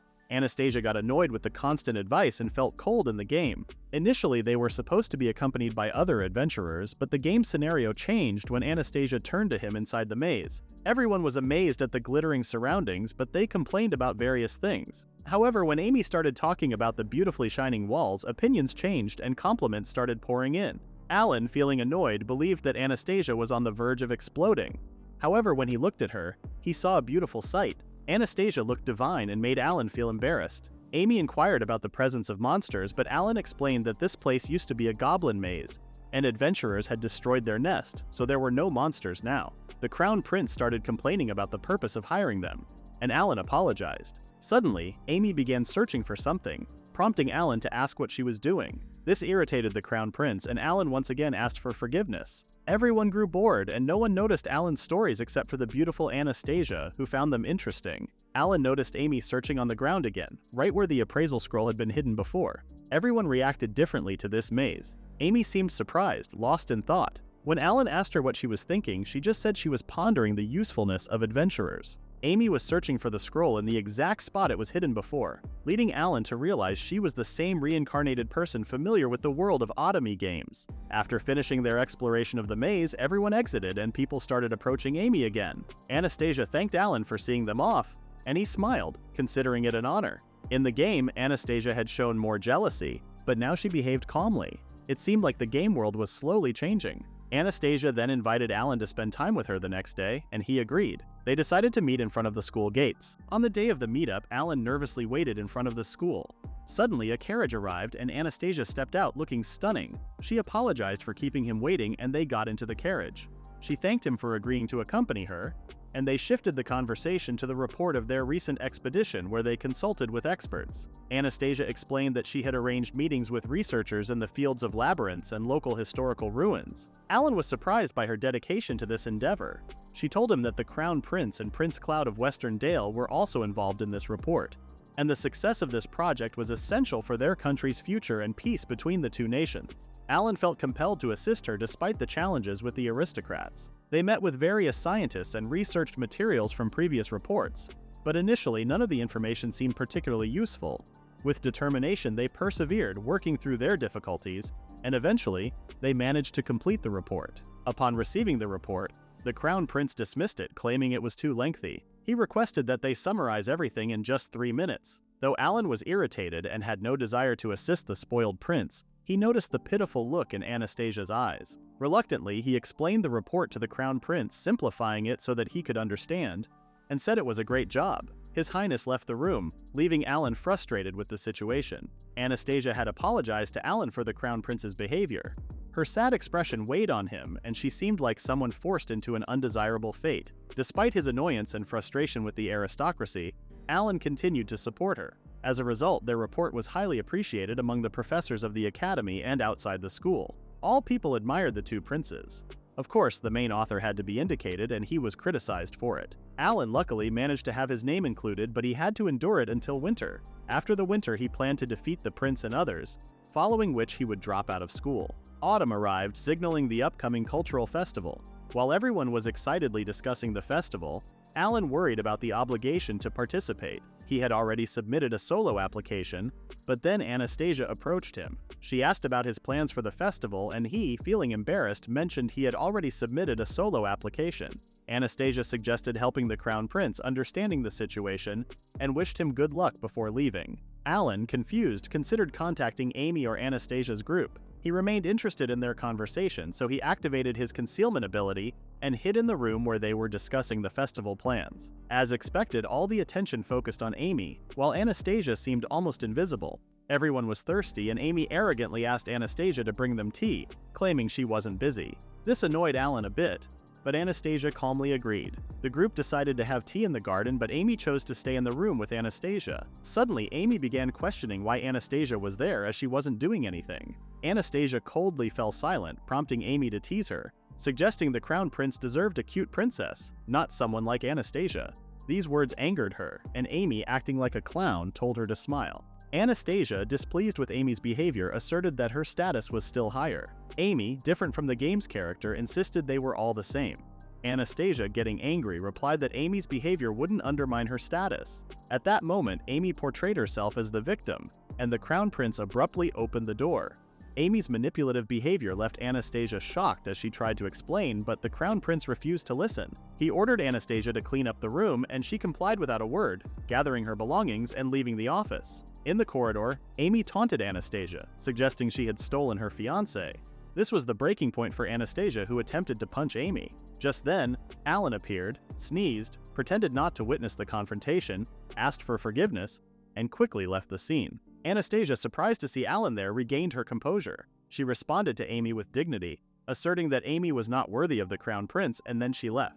Amy was left alone in the corridor, extremely annoyed that Alan, like a mob, constantly interfered in her affairs. Having heard everything, Alan reached a significant realization. He concluded that Amy, like him, had been reborn and aimed to create a reverse harem for herself, sticking to the main plot of the game, despite knowing about the potential war. Alan had been determined to stop her. It would have been so easy to kill her. If only he had the power of invisibility, he would have done it. Now let's explore the story from the perspective of our heroines. We'll begin with Amy, the main character of this world.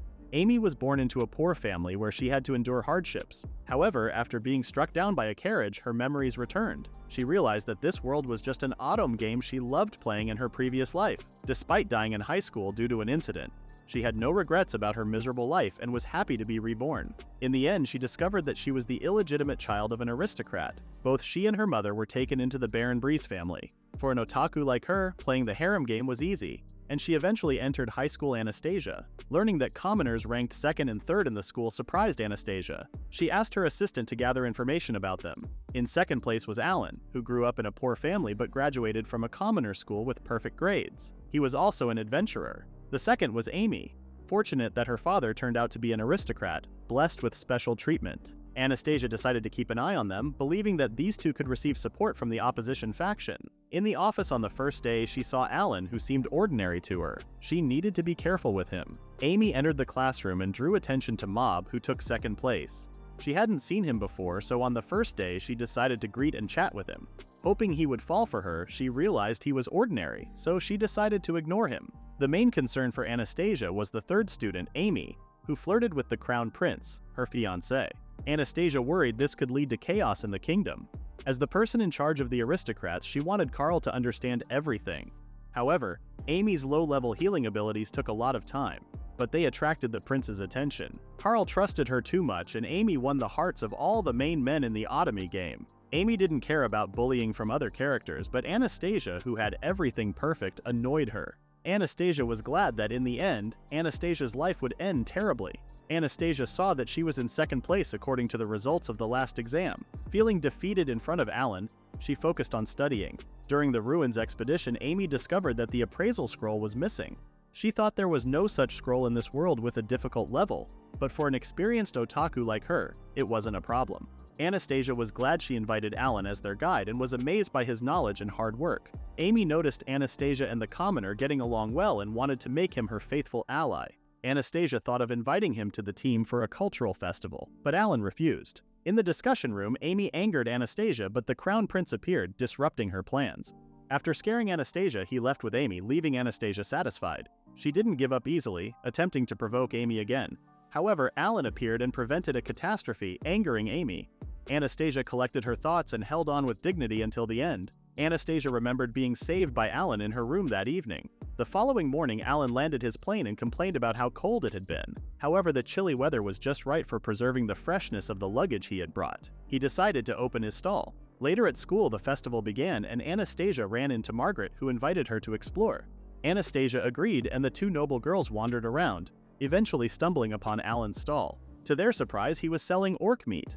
Anastasia was shocked, but Margaret, originally from Altmund, where orc meat was a delicacy, couldn't help but drool at the sight. However, Anastasia noticed other students keeping their distance, and Margaret explained that it was because orcs weren't native to the area, making people in the capital uneasy about eating their meat. This observation sparked an idea in Anastasia's mind. Meanwhile, Alan felt disappointed when he saw the nobles react with shock to the sight of orc meat. He considered taking any leftovers to the guild. Then Anastasia and Margaret came up to him to order a skewer of orc meat. Anastasia also introduced Margaret, who said she might fuss over orc meat. When Alan learned Margaret was from Altmund, he offered her a skewer after making sure the meat was fresh from there.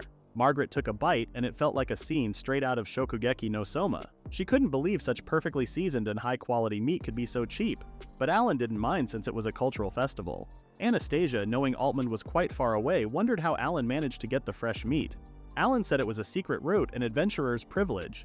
He couldn't mention his airplane.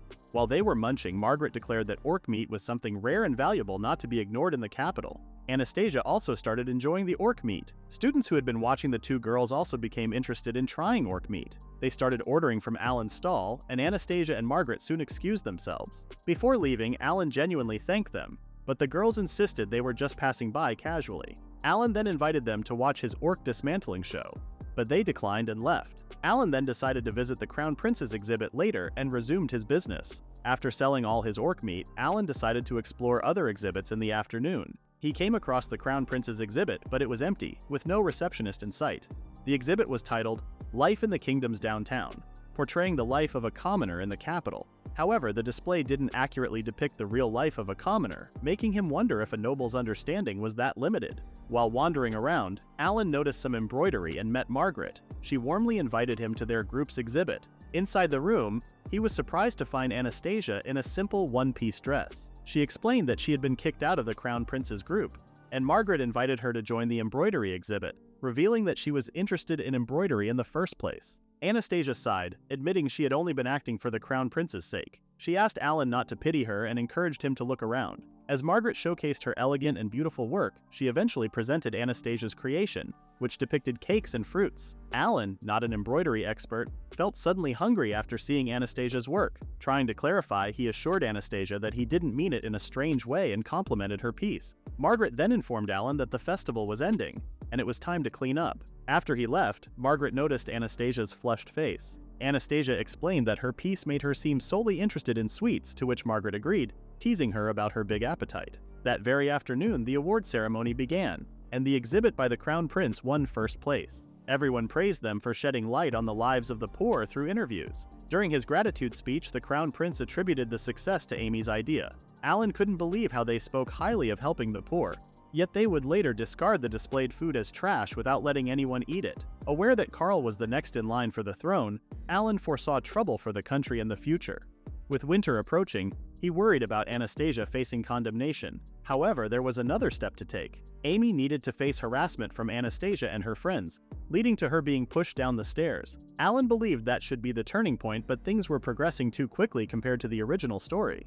Amy had noticed how quickly the breakup between Anastasia and the Crown Prince was progressing.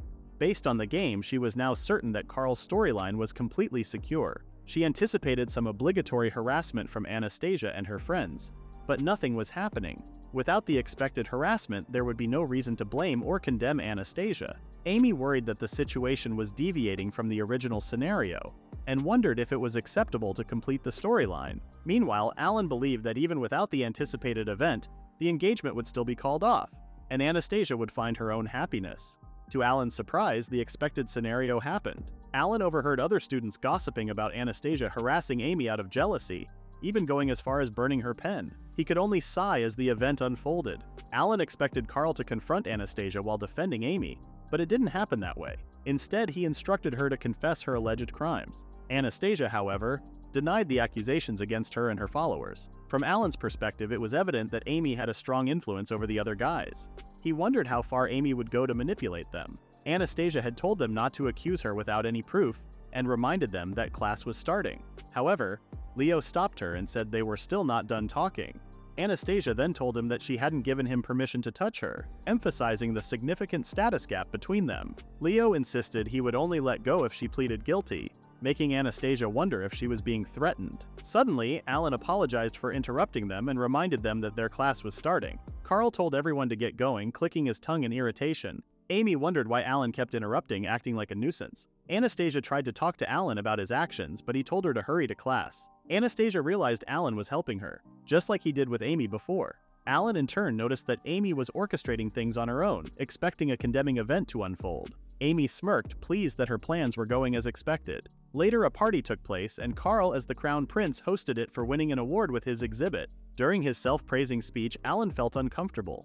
Margaret approached Alan with another noble girl named Isabella, expecting to be in the same class next term. However, Alan wasn't sure if he would still be in school at that time. Carl finally concluded his long narcissistic speech and thanked everyone. As he started talking about something else, Amy wore a grim smile.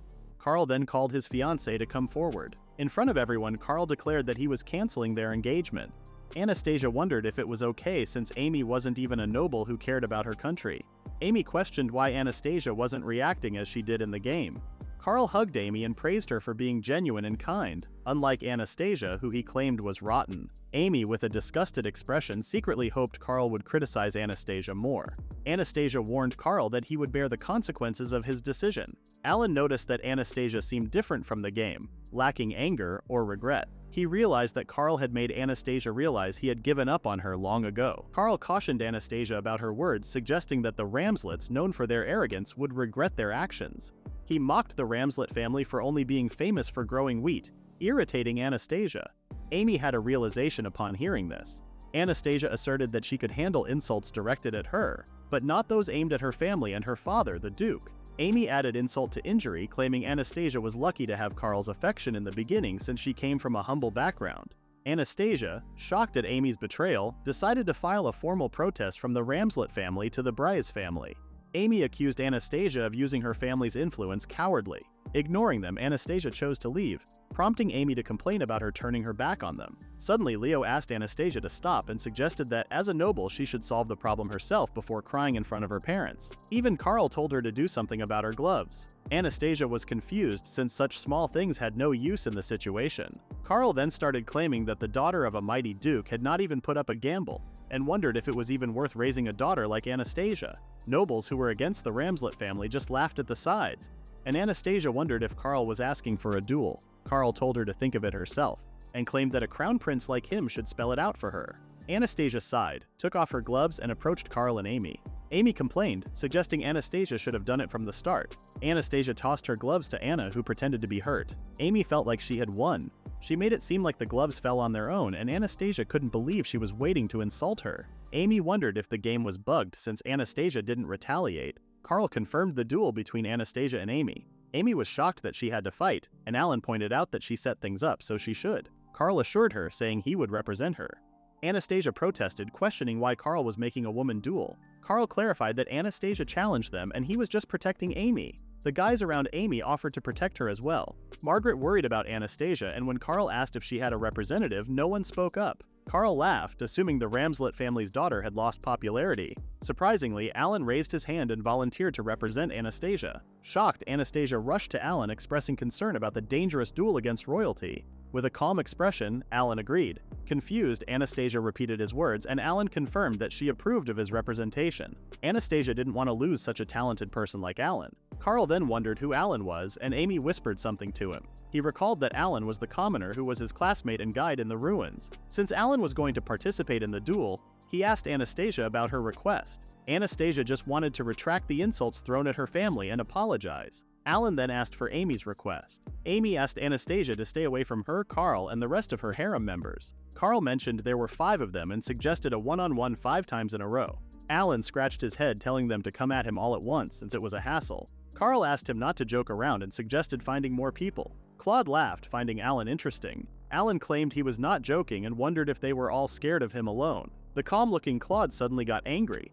Anastasia tried to stop Alan, but he asked again if they all could take him on 5 versus 1. Claude was angry, but Marcus stopped him, saying they were not far behind compared to a skilled adventurer like Alan. He suggested backing off, but Alan started listing the other boys' negative traits, like Marcus losing to a commoner in studies, Oscar being popular not because of his face but because of his family prestige and money, and Leo only enjoying his time with women and threatening them. Alan exclaimed that it was still favorable for him even if there were 5 of them as his opponents. Anastasia didn't understand why Alan kept provoking them. Amy couldn't believe a background character acted as a substitute for the Villainess's daughter, deviating from the game.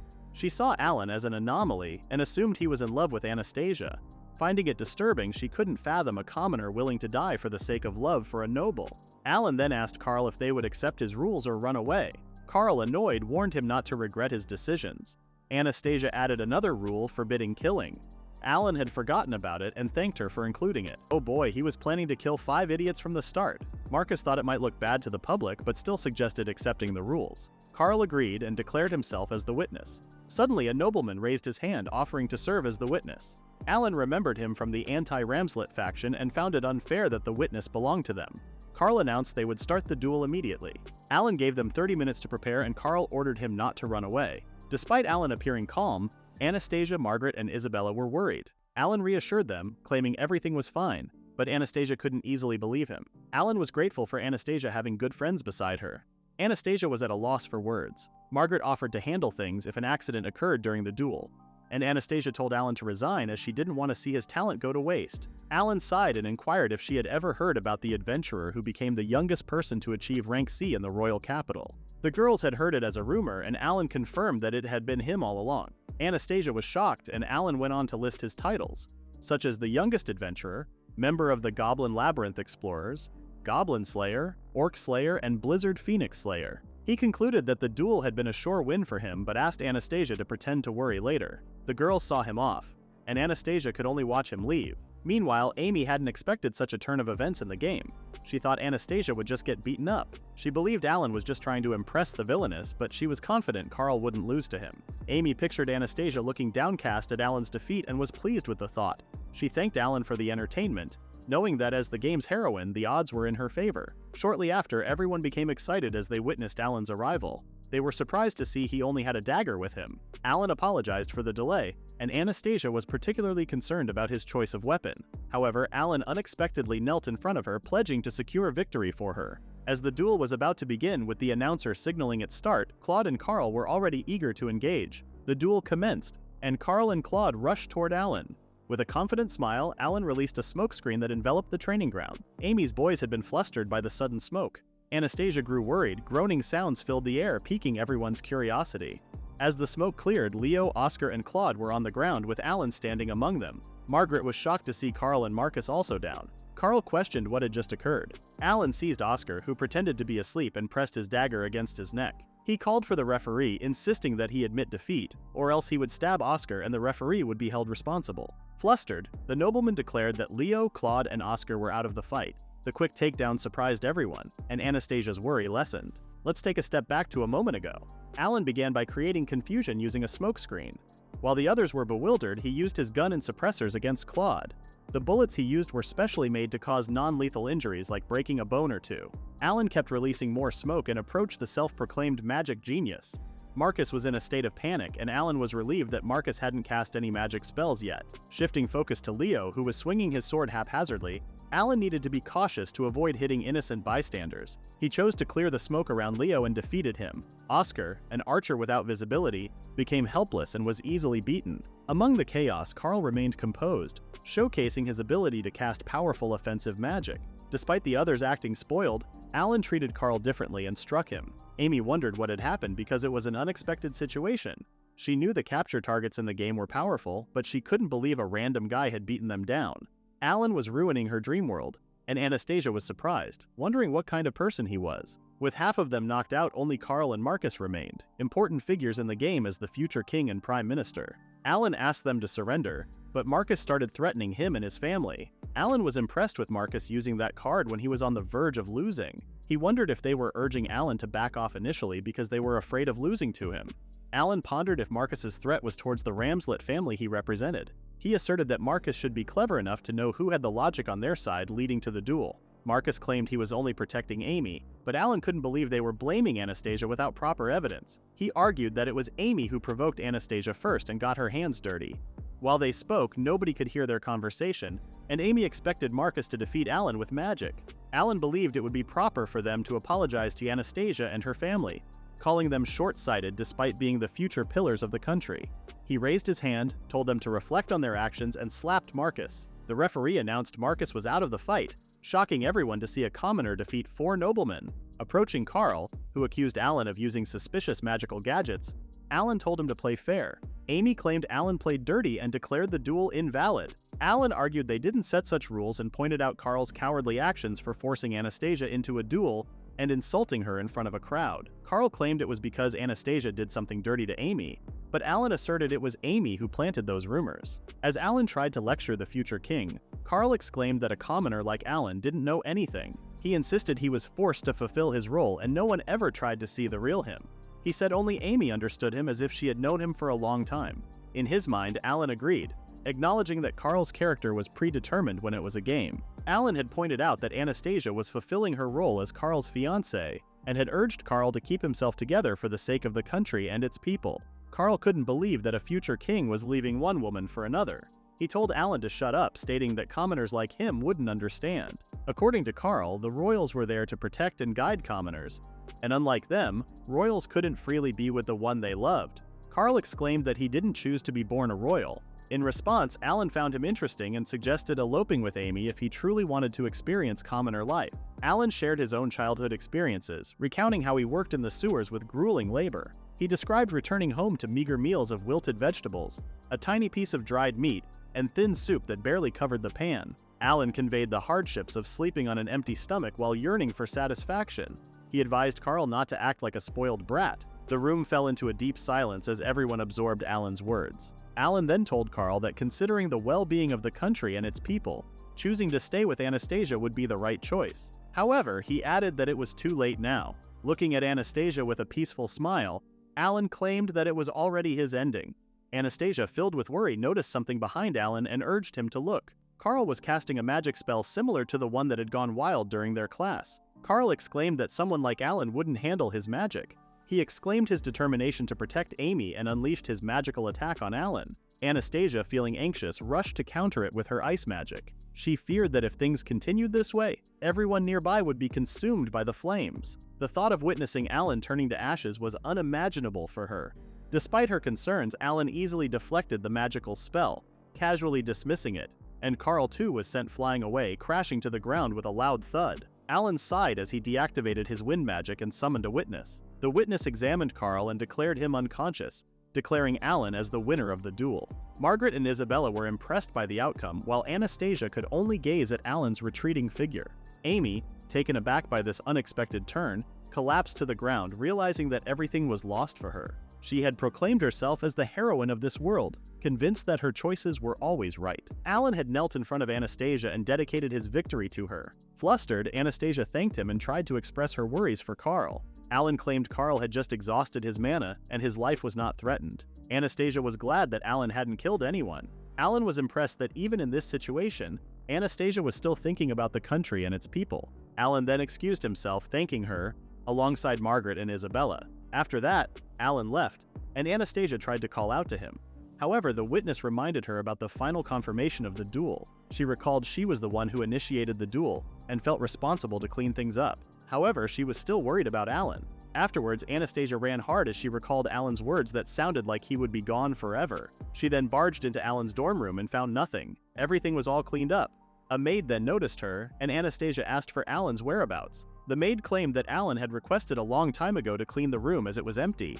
Anastasia blanked out after learning that Alan had left for good. Meanwhile, Alan walked back home with his belongings. He did his best but lost the duel. Unfortunately, the nobles wouldn't leave him alone. He provoked them and used harsh words, hoping for a pardon to avoid execution. When he returned home, Katerina was surprised to see him with a lot of stuff. Curious about what happened, she encouraged Alan to share the details. Despite hesitating, Alan eventually opened up to Katerina that night. He explained how he supported a duke's unfairly treated daughter and might be expelled as a consequence. Understanding Katerina's desire for him to graduate and secure a well-paid job, Alan apologized to his mother. Surprisingly, Katerina was supportive and proud to see Alan stand up for a girl facing difficulties. He revealed the involvement of the crown prince and another country's prince, thinking that dropping out of school wasn't enough as punishment. Katerina, concerned for her son's safety, suggested he run away while she faced the consequences on his behalf. Despite Alan insisting on taking responsibility, Katerina prioritized his well-being and asked him to go to bed since it was already late. Alan thought about what had gone wrong as he lay on his bed. He questioned whether he could save his mother if anything happened in the future. The worry of not being able to protect her and others consumed him. Suddenly, the attic door opened and his mother entered. Katerina shared her fear of the latter but was amazed by the view of the castle from the attic. She wondered when was the last time she saw Alan on his bed, stating that he was not a baby anymore. Curious about Alan's brilliance, she speculated that it might be because he was his father's son, even though Alan's father had died before he was born, and the reason was never disclosed to him. Alan felt regretful for involving his mother in the mess.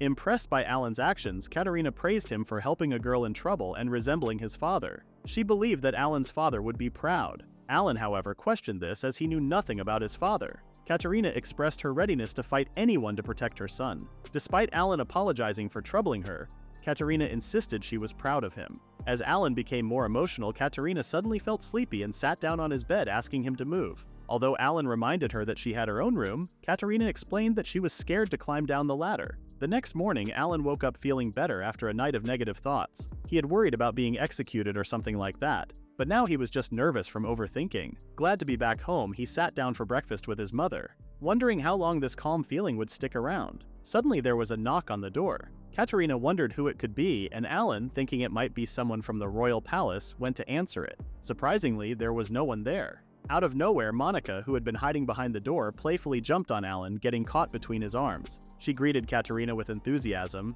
mentioning that she had come over from the guild with fresh vegetables. Monica also informed Alan that the usual group was waiting downstairs. In that moment, a wave of nostalgia hit Alan. Outside, he met his seniors who were wondering why Alan had returned. Jared assumed that Alan had been kicked out of the dorms and brought back a girl. Monica argued that Alan wasn't like that. The seniors then told him to visit the guild. Alan wondered if the news had not spread yet. Katerina wondered why Alan hadn't shared what happened. Alan claimed he didn't want the guild involved. Suddenly, they noticed an incoming carriage, an unusual sight in the morning. Alan assumed they were from the royal palace to arrest him. However, he noticed no emblem on the carriage. A butler emerged and greeted Alan. He was from the Ramslet family, there to pick him up. Alan suddenly realized it was Anastasia.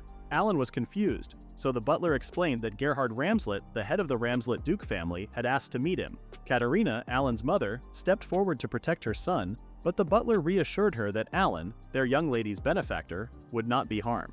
Alan assured his mother that everything would be fine. Katerina then instructed him to change his clothes, and Alan asked the butler to wait for a moment. Shortly after, the carriage departed with Alan wearing his school uniform. Looking out the window, he realized it was his first time in the aristocratic district, where every mansion looked amazing. They reached the Ramslet residence quickly, and the butler told Alan to wait in a room. A maid offered him a cup of tea, and Alan was impressed by the obvious wealth and power of the Duke family. He noticed his hands were shaking and tried to calm himself down. His goal was to gain as much cooperation as possible from the Ramslet family. At that moment, Gerhard Ramslet walked into the room, catching Alan off guard.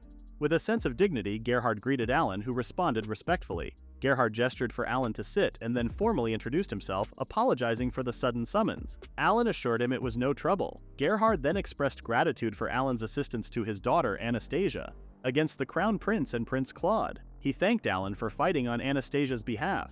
Alan, feeling flustered, found it surprising to see a duke bowing to him. Gerhard proceeded to ask some questions, and Alan was okay with that. Gerhard started by apologizing for checking into Alan's background, particularly his achievements as an adventurer. He had heard about Alan soloing a Blizzard Phoenix, skipping grades in a commercial school, and saving money to attend high school. Gerhard was curious why someone with Alan's accomplishments would engage in a seemingly foolish duel, fully aware of the likely outcome. He assumed Alan had some interest in his daughter. Alan had claimed that he was ready to face expulsion, stating that he had assisted Anastasia because he admired her dedication and hard work. Recognizing the difference in their social standings, he explained to Gerhard why he sacrificed the opportunity to attend the high school he had long prepared for. Alan confided in Gerhard that his motivation was to protect his mother and those who had cared for him. Perplexed, Gerhard questioned Alan's decision, considering it a waste of his efforts to enter the high school. In response, Alan revealed that he only wanted to safeguard his mother and the people in his life. Gerhard found the reason for the duel absurd, but Alan insisted it was still a duel. He argued that if Anastasia had fought, she could harm the crown prince, leading to her inevitable defeat. Understanding Alan's point, Gerhard acknowledged that Anastasia would be expelled from the school as per the other party's request to keep her away from the crown prince and others. Alan elaborated that this unilateral removal of a duke's daughter would set a precedent, causing chaos among other nobles who might fear being easily cast aside by the royals. He predicted that it could escalate into violence, affecting the entire kingdom. Impressed by Alan's foresight, Gerhard offered to take responsibility for Alan's case and ensure his mother's safety. Alan expressed gratitude, and Gerhard assured him that the Duke of Ramslet had his back, encouraging Alan to reach out anytime. Relieved, Alan thanked Gerhard, who instructed the butler to escort Alan safely home. After Alan left, Gerhard pondered on what kind of man Alan would become after defeating 5 nobles with divine protections. Reflecting on the chaos at the school, he realized that Anastasia's earlier warning about the situation was indeed accurate. The night before, Anastasia rushed in to see her father. Sweating and out of breath, she had something important to share. After she explained, Gerhard concluded that Karl had lived up to his expected level of foolishness. Gerhard then wondered how Anastasia managed to defeat the 5 strongest students in school. Anastasia then shared details about Alan, a commoner who attended the school on a scholarship. She praised Alan for being an impressive adventurer, skilled in magic, friendly, and excelling in studies. Gerhard started to wonder if Anastasia had feelings for Alan. Anastasia blushed and scolded her father. Gerhard apologized for assuming, realizing that Anastasia spoke with great enthusiasm about Alan. He also began to realize that maintaining the engagement with the crown prince would be challenging for his daughter. Gerhard asked Sebas for information about Alan, and he began his report. Anastasia was impressed with the investigation on Alan. After reviewing the report, Gerhard agreed that Alan was truly exceptional.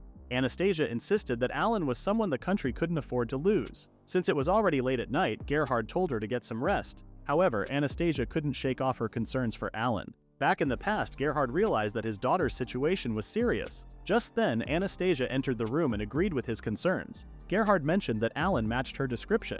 Anastasia felt guilty for involving Alan, knowing it might lead to a war. She expressed shame about her situation with the crown prince, and her mother comforted her with a hug. Gerhard decided to go to the royal palace to confirm with his daughter if she wanted to protect Alan as the head of the dukedom. Anastasia tearfully agreed. Outside, Alan rode in a carriage inquiring about Anastasia's whereabouts. Sebas informed him that Anastasia couldn't meet anyone at the moment. As Alan left the dukedom, he wore a saddened expression, assuming that Anastasia already hated him for disappearing without explanation. Despite this, he was grateful to have changed his fate and survived. A few days later, Katerina called Alan to his room and explained that someone wanted to meet him. Sebas greeted him and delivered an invitation from Gerhard for dinner the next day.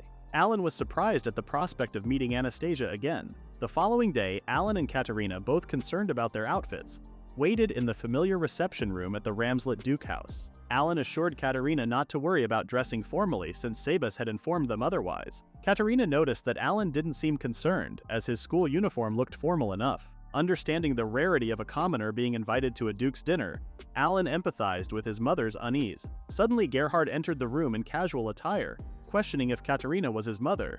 Katerina introduced herself, expressing gratitude for the invitation. Gerhard, in turn, introduced himself and formally thanked Katerina for Alan's help in saving his daughter. He then introduced his wife Elizabeth and son Friedrich. Alan greeted them, and Elizabeth urged him to skip formalities, considering him her daughter's benefactor. She called out for Elizabeth, and to everyone's confusion, the Villainess appeared, pouting. She shot a glare at Alan and whisked him away, leaving the others bewildered. Outside the room, Anastasia cornered Alan against the wall, expressing her concern about his sudden disappearance from the dorms. Alan wondered if she was upset. He apologized, assuring her he was happy to see her again. Anastasia admitted feeling the same and thanked him for fighting in the duel for her. Relieved that he wasn't disliked, Alan smiled. However, Anastasia glared at him and questioned his laughter. Elizabeth was pleased that the two were close. Anastasia and Alan then went back inside the room. Elizabeth informed Alan that Anastasia had been worried about him, even revealing that she ran to her father crying to seek help. A bit embarrassed, Anastasia denied crying. Elizabeth suggested Alan call Anastasia by the nickname Anna. "All right, everyone, from now on we'll be calling her Anna." Elizabeth then wondered about Alan's feelings. When Alan asked Anna if he could use her nickname, she agreed, but only when they were alone. To mask her embarrassment, she instructed Sebas to prepare the dining hall. Observing the relaxed atmosphere, Alan decided to express emotions more fitting for his age rather than maintaining his usual poker face. Everyone then sat down at the dining table, and Gerhard mentioned that he had invited Alan to share the details of the recent incident. For the upcoming school term's opening ceremony, it was decided that the Crown Prince and Amy would apologize to Anna for the duel. Gerhard thought it made sense to make the apology in front of those who witnessed the incident. He also disclosed that the engagement between Karl and Anna had been officially cancelled. Since Anna seemed to like Alan, Gerhard asked him to continue being friends with her, although his words carried more significance. However, Alan interpreted it merely as a friendship between a commoner and a noble. In the end, Gerhard reported that Alan wouldn't face punishment or expulsion from school, leaving Alan and Katerina relieved. Gerhard even offered Alan a job in the dukedom after graduation or the chance to be introduced to someone. He advised Alan to enjoy his school life first. This news brought tears of happiness to Katerina, who thanked Gerhard. As another motherly figure, Elizabeth was pleased for Katerina and had Sebastian help her wipe away tears. Anna then asked Alan to take care of her in the next term, and Alan made the same request. Gerhard announced that it was time to eat, and everyone enjoyed the delicious food along with light and casual conversations. Alan was pleased that everything had worked out well. Afterwards, before they left, Alan and Katerina expressed their gratitude to the Duke family for the invitation. Anna then approached Alan for a conversation, and Elizabeth opted to take Katerina for a stroll around the garden first. Anna, later on, asked Alan to lead her and Margaret to explore a labyrinth. Not knowing it was the Great Orc Labyrinth, Alan inquired how deep they wanted to go. Anna, puzzled by his question since the labyrinth had been recently discovered, realized Alan's mistake. He had explored it before it became known to others. Anna pointed out that the labyrinth's depth was still unknown and questioned why Alan referred to it as the Great Labyrinth. She then deduced that Alan had already thoroughly explored it, and Alan had no choice but to confirm it. He mentioned there was only an Orc King as the boss and no traps were present. Anna agreed that explorers often choose not to report their discoveries. Alan then revealed he had memorized the labyrinth's layout by completing it repeatedly using the fast lapse method. Anna, uneasy at the thought of the rigorous method, questioned Alan's actions. He, unaware of her discomfort, asked if something was wrong. Anna, with a smile, attempted to share her thoughts about Alan but left it unfinished. She requested him to guide her and Alan agreed, noting it would be after the new year started. Shortly after, the two rode in a carriage for days towards Altmund, where Margaret awaited them. She had heard from the guild that many people had already explored the labyrinth. Alan suggested that there might be adventurers who had already cleared it, but Margaret insisted they still had a chance considering they had the strongest individuals from their school. Although Margaret expressed interest in scouting Alan for the Altmund family, she assured Anna that she had no intention of taking away Anna's precious knight. Margaret even jokingly mentioned offering all the treasures in exchange for Alan, but Alan couldn't bring himself to reveal that he had already collected everything. Suddenly, the knights from the Altmund family began to doubt Alan's capabilities as their guide. They found it hard to believe that a mere student could conquer the Goblin Labyrinth and earn the title of Orc Slayer. In response, they questioned Alan about his plans and he wondered if he could assess their skills first. The guards, however, acted arrogantly and insisted that Alan leave Margaret's protection to them. Everyone had entered the Orc Labyrinth, and Alan instructed them to engage in a battle so he could assess his skills. The guards mocked him, revealing their lack of trust. Margaret pointed out something ahead and they discovered Inosuke's kin. A guard volunteered to attack first, but Alan intervened, insisting on going first. He brandished his gun, eager to demonstrate its power. Loading the gun, he kept the guards in suspense about his weapon. Anna warned of an approaching orc, but the fight ended swiftly when Alan fired a shot, taking down the orc instantly. The guards were left speechless. Alan, relieved, explained that he had applied wind magic to his tool that fired iron bullets. The girls, impressed by the destructive weapon, relied on him. Alan urged them to move forward, and this time the guards heeded his command. Witnessing his skill, they were grateful they hadn't antagonized Alan. Just then, another orc appeared, and Anna stepped forward. She fired ice magic like using a bow and arrow to catch the orc off guard. She unsheathed her sword and slashed the orc's neck. With a proud expression, Anna wondered who Alan would protect. Alan was surprised to see the knight's blessing in action. The exploration continued with Alan leading the group, and the knights watched out for sneak attacks from behind.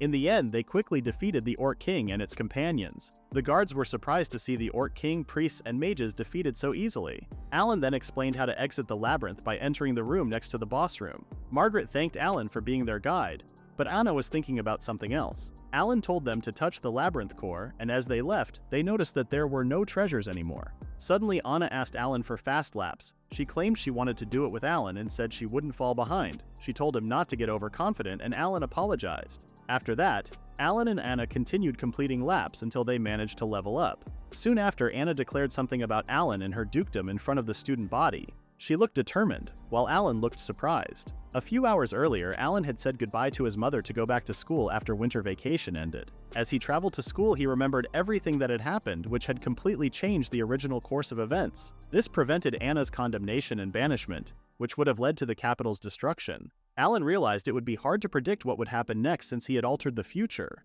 For now, he needed to find a way to avoid the worst outcome. Since the trigger for the country's civil war had been destroyed, the invasion of the Est Empire should be avoided for now, because the power balance between the two countries still existed. However, Alan couldn't predict what would happen next. Since Anna's engagement to the Crown Prince was broken off, the prince's position had become unstable. The Ramslet Duchy, the kingdom's largest granary, was an important supporter of the Crown Prince. Additionally, the Duke of Ramslet had the right to succeed to the throne despite their low rank. In the worst case, the southern nobles could support him for this. Moreover, the recent duel disrupted the balance between the Crown Prince's and the Second Prince's factions. Alan realized that the country was still unstable, just like it had been before. He wondered if it would be better to remove the Crown Prince completely. On top of that, Amy seemed determined to keep the harem ending. He wondered what kind of evil plan Amy had to get rid of Anna. Alan had gone too far and had to achieve a happy ending no matter what to save his mother, seniors, and especially Anna. Just then, Isabella and Margaret greeted Alan and told him they were all in the same class with Anna for the new semester. Alan was glad to hear that, and they wished to take care of each other. Alan was happy that Anna had close friends in the class to talk to. Suddenly, other students started gossiping about Alan. They thought he would drop out after confronting the Crown Prince in a cowardly duel. Alan just sighed and decided to check the class list. Afterward, he felt upset seeing the Crown Prince at the top of the class despite having low grades and still being in Class A. Leonardo, who came last in the final exams, got moved to Class B. Claude, on the other hand, was nowhere to be seen and might have dropped out. Anna then appeared and smiled sweetly. Alan tried to call her by her nickname, but Anna stopped him and asked him not to do that in public. Alan apologized formally and then asked about her family's situation.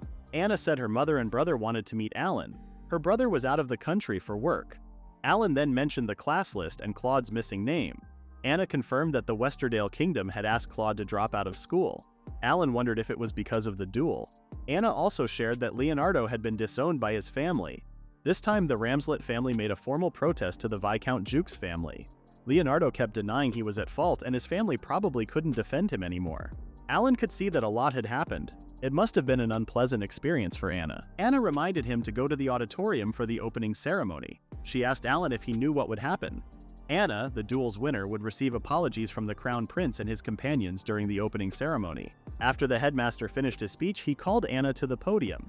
Anna stood up and told Alan to follow her since he fought on her behalf and had the right to witness the formal apology. Carl and the others were also called to step forward. Anna asked them if they accepted the duel's result. Carl and the others remained silent, and Alan saw that they felt humiliated. Despite hating it, Carl apologized to the Duke of Ramslet.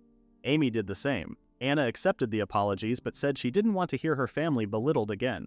Carl and the others felt deeply humiliated by this situation. Alan saw that a sincere apology was impossible. Amy then called out to Carl, and the group left the podium. Alan didn't even know what the group apologized for given how insincere they were, but Anna didn't mind at all. Alan tried to leave the podium, but Anna stopped him. Alan and the students behind him felt confused. In a loud, clear voice, Anna named Alan as her representative who defended her family's honor. To recognize his achievements and loyalty, she announced that the Duke of Ramslet had decided to protect Alan and his family. The students felt anxious seeing a commoner protected by the Duke, except for Isabella and Margaret, who looked happy. Alan felt too stunned to speak. Anna gave him a handkerchief with the Ramslet Duchy's crest. Thinking it was an aristocratic custom, Alan accepted the handkerchief. Anna blushed but still gave off a noble's aura. Margaret and Isabella started applauding and the rest of the students followed. Soon after, Alan and Anna walked alone in the hallways. Alan asked why Anna made such a declaration in front of everyone, even though the king already knew. Anna explained it was to warn the other students not to mess with Alan since that would mean messing with the Ramslet family. She did this because she heard bad rumors after the duel. Alan thanked her and then asked about the meaning of the handkerchief. Anna blushed and tried to explain in an embarrassed tone. However, Isabella and Margaret interrupted them. Margaret said Anna did a great job because she noticed the troublemakers making funny faces. She then asked Alan to show the handkerchief he had just received from Anna. Isabella was also excited to see it. The two girls' eyes widened as they realized something. Alan asked what was special about the handkerchief. Isabella explained that when a lady sews a handkerchief with her family crest on it and gives it to her knight, it means she is declaring him as hers to the public. The girls were excited, but Alan was surprised. Anna quickly said she was only thanking her benefactor. Alan now understood what was happening. He knew that Anna would eventually be married off to someone noble or royal, even if it was a political marriage. That's what the Duke had told Alan before. Alan thanked Anna for her thoughts and promised to protect her if anything happened. He realized he couldn't make any mistakes to avoid hurting each other. Anna then hoped Alan would keep his promise and oath. Soon after, Duke Ramslet and Alan discussed the Westerdale Kingdom and how Claude had dropped out of school after losing the duel. Alan doubted that Claude would give up easily since he loved Amy. The Duke agreed that love is blind. Alan assumed that the prince now thought Amy would leave the country too. The reason might be the devastation in their country caused by a civil uprising after the battle for succession and then war. Alan realized that the Estonian Empire might see this as a chance to attack, and wondered if the Westerdale Kingdom would help them, or side with Estonia instead. The Duke said the Westerdale Kingdom was an ally since they relied on their country for food and resources. Alan claimed that rather than saving the country, it would be wise to share the territory with Estonia after the invasion. Based on Alan's assumptions, the Duke realized that Claude might have already been in contact with Estonia. He couldn't help but sigh. In the game, Amy and her friends fled the country and escaped to Westerdale, where they launched a counterattack against the invading Estonian Empire. The Crown Prince had planned to use Amy's awakening as a saint to persuade the kingdom, but this was unlikely to happen now since the original scenario was destroyed. There was no longer a reason to save Amy, a mere illegitimate daughter, and the scandalous Crown Prince. The Duke then understood the situation in the west and south. He had already called his eldest son Conrad back to the estate. Alan remembered that the Ramslet territory was in the southern part of Centralen, near the border of the Kingdom of Zouth. Hearing that the heir was returning, Alan asked if Zouth was aligning with the Estonian Empire. There was a possibility that the three countries would launch an attack together. The Duke said they would have no chance if the North also decided to move. Alan realized that things had become more complicated compared to the original scenario before the destruction. The Duke then stated that the military couldn't act suddenly and would have to wait until summer after the winter wheat harvest was over.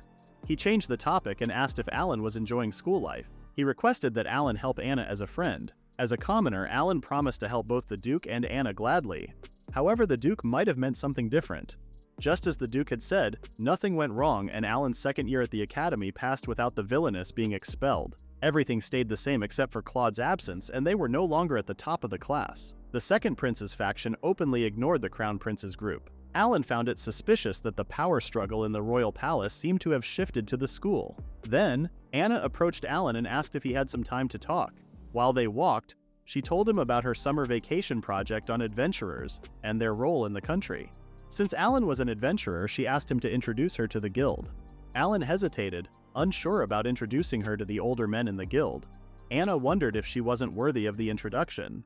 Alan got flustered, but Anna smiled and said she was only joking. She then mentioned that Isabella and Margaret would be researching literature together, and suggested that Anna and Alan should spend some time together. Alan noticed that Anna had been smiling more often. He thought it might be because of her friends. When Anna saw his intense gaze, Alan said it was nothing. He remembered how hard he had worked to end his engagement with the Crown Prince and felt very glad about it. Anna then asked Alan to inform the guild ahead of time. During the summer vacation, Anna, dressed in commoner's clothes, questioned whether the outfit was really needed. Alan explained that she was supposed to sneak into the guild, and Sebastian had prepared the clothes for that purpose. However, Anna didn't really want to sneak around. After the duel and ending the engagement with the Crown Prince, things had changed for Anna. The Ramslet family had not yet declared their support for either prince in the succession race, aiming to avoid drawing attention. At that moment, Anna saw something in a nearby alley and caught Alan's attention. In the alley, a hooded girl was being confronted by Amy and her friends. Amy insisted that they needed to get rid of monsters and told the girl to hurry and lead them to the village. The girl didn't respond. Amy and her friends claimed they were top students who could handle monsters. The girl said there were no monsters at all. Carl couldn't believe someone would lie to him, the future king. The girl insisted she was telling the truth. The boys became concerned and asked Amy if she was sure about the hooded girl. Suddenly, they noticed Alan and Anna behind them. Anna asked what they were doing. Amy asked if Anna was stopping her to receive her blessings. Anna was confused by Amy's question, but Alan had an idea about what it was. At that moment, the hooded person jumped towards Alan and gave him a big hug while sounding excited. For some reason, Anna looked angry. Hearing the hooded person's voice, Alan realized it was Cheryl all along. Cheryl claimed that Amy's group had threatened her and assumed they were planning to steal her money. Carl wondered what Cheryl meant since they were only following the prophecy Amy had received. He explained that someone being attacked by a monster would be in the same place and would ask for their help. Cheryl insisted she was not the person they were looking for. Alan then realized that this was the event meant to save the elf village from monsters. However, Cheryl confirmed that no monsters were attacking them. Alan asked Amy's group to stop bothering Cheryl, but the boys began to act violently. Strong wind blew through the alleyway and Anna asked what the crown prince was doing, robbing people in the city. Carl became flustered and walked away, telling everyone else to leave. Amy and the others followed, leaving threats for Anna and Alan. Despite this, the strong wind didn't stop. Anna asked who the girl was, and Alan wondered why the wind was still blowing. Cheryl then repeated the same question, asking Alan who the little girl was. Anna, feeling jealous, glared at Cheryl and asked why a little girl was calling her little. Cheryl clarified that she was older than Anna. Alan told them to stop and tried to pull them away, but the two girls continued arguing in the street. Later at the guild, two seniors were sneakily positioned by the door where Alan and the girls had entered. They were trying to eavesdrop, assuming Alan was having a lover's quarrel with two women.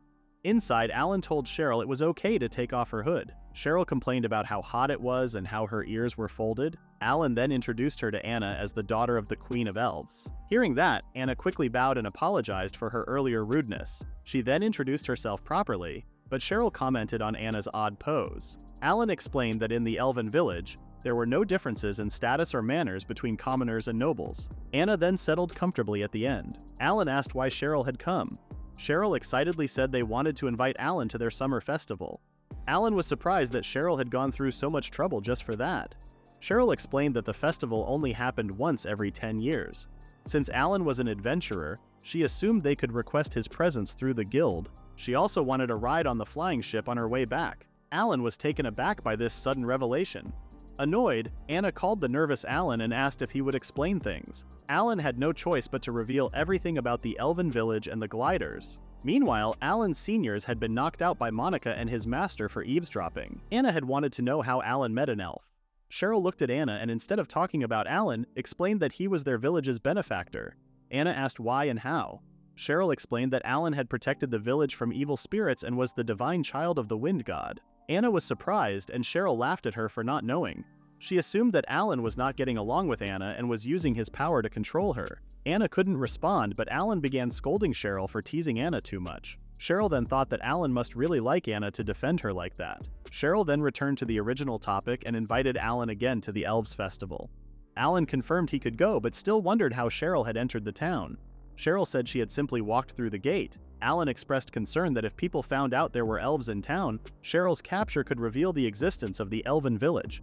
Anna still looked defeated as the two continued arguing. Cheryl asked if humans really wanted to capture elves and what would happen to them. Alan didn't give a clear answer but reminded Cheryl that things could have been bad if she had been discovered due to her suspicious appearance and entry. Cheryl said everything had gone fine and told him to enjoy the festival instead. Alan agreed but suggested that Anna should come with them. He thought that if they left with Anna through the noble's gate, there would be no suspicion.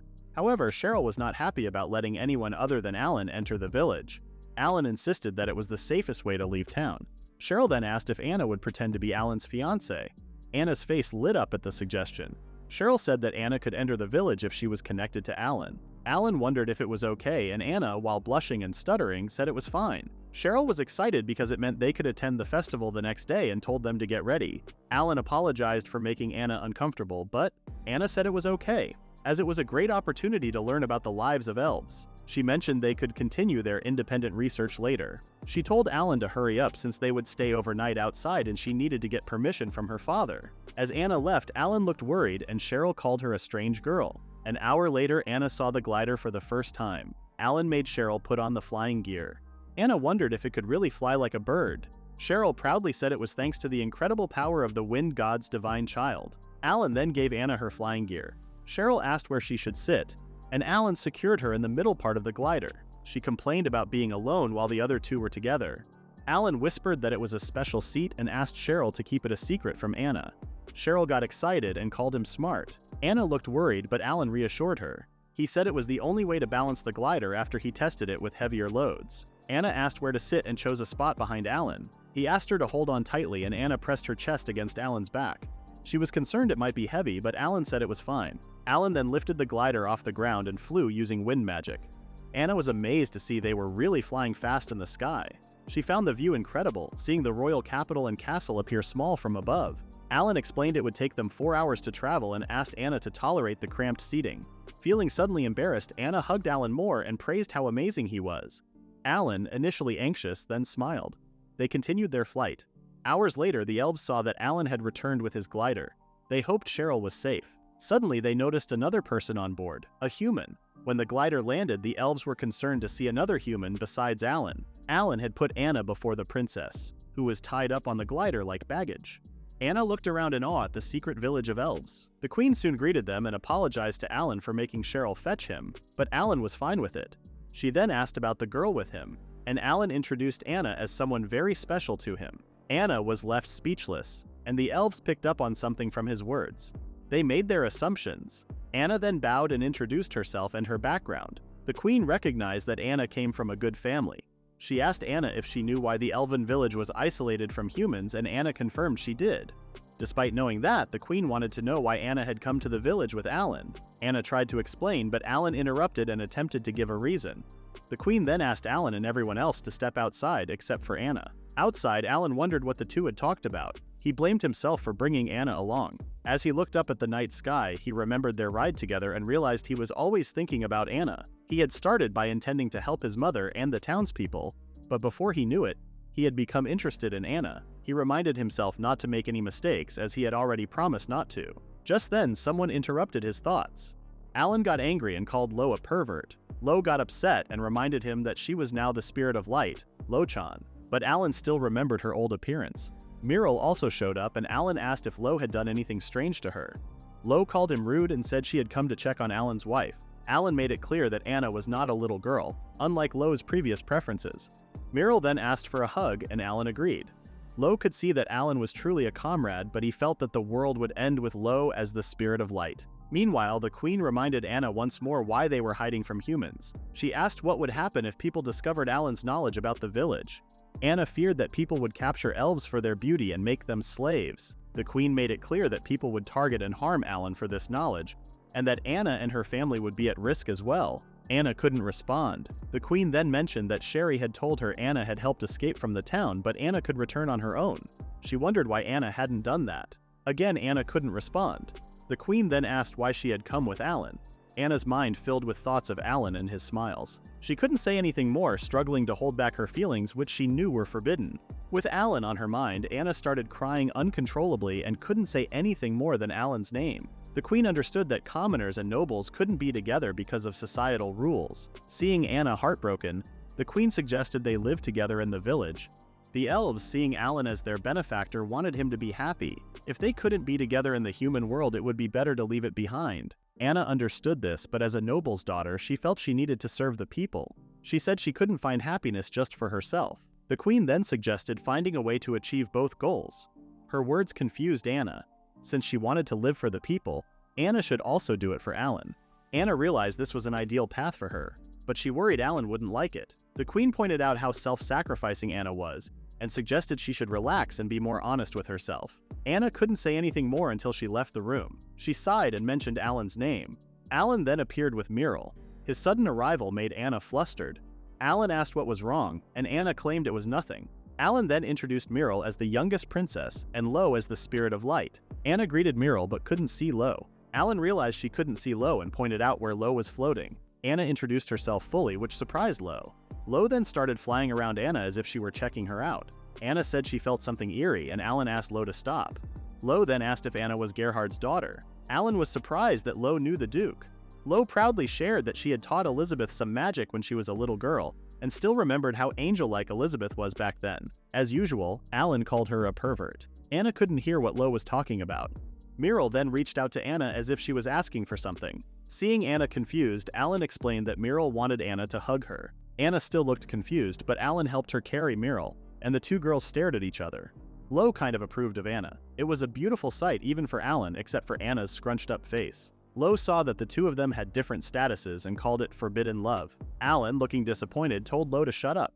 Lo then reminded him that they were currently in the elven village, hidden from the human world.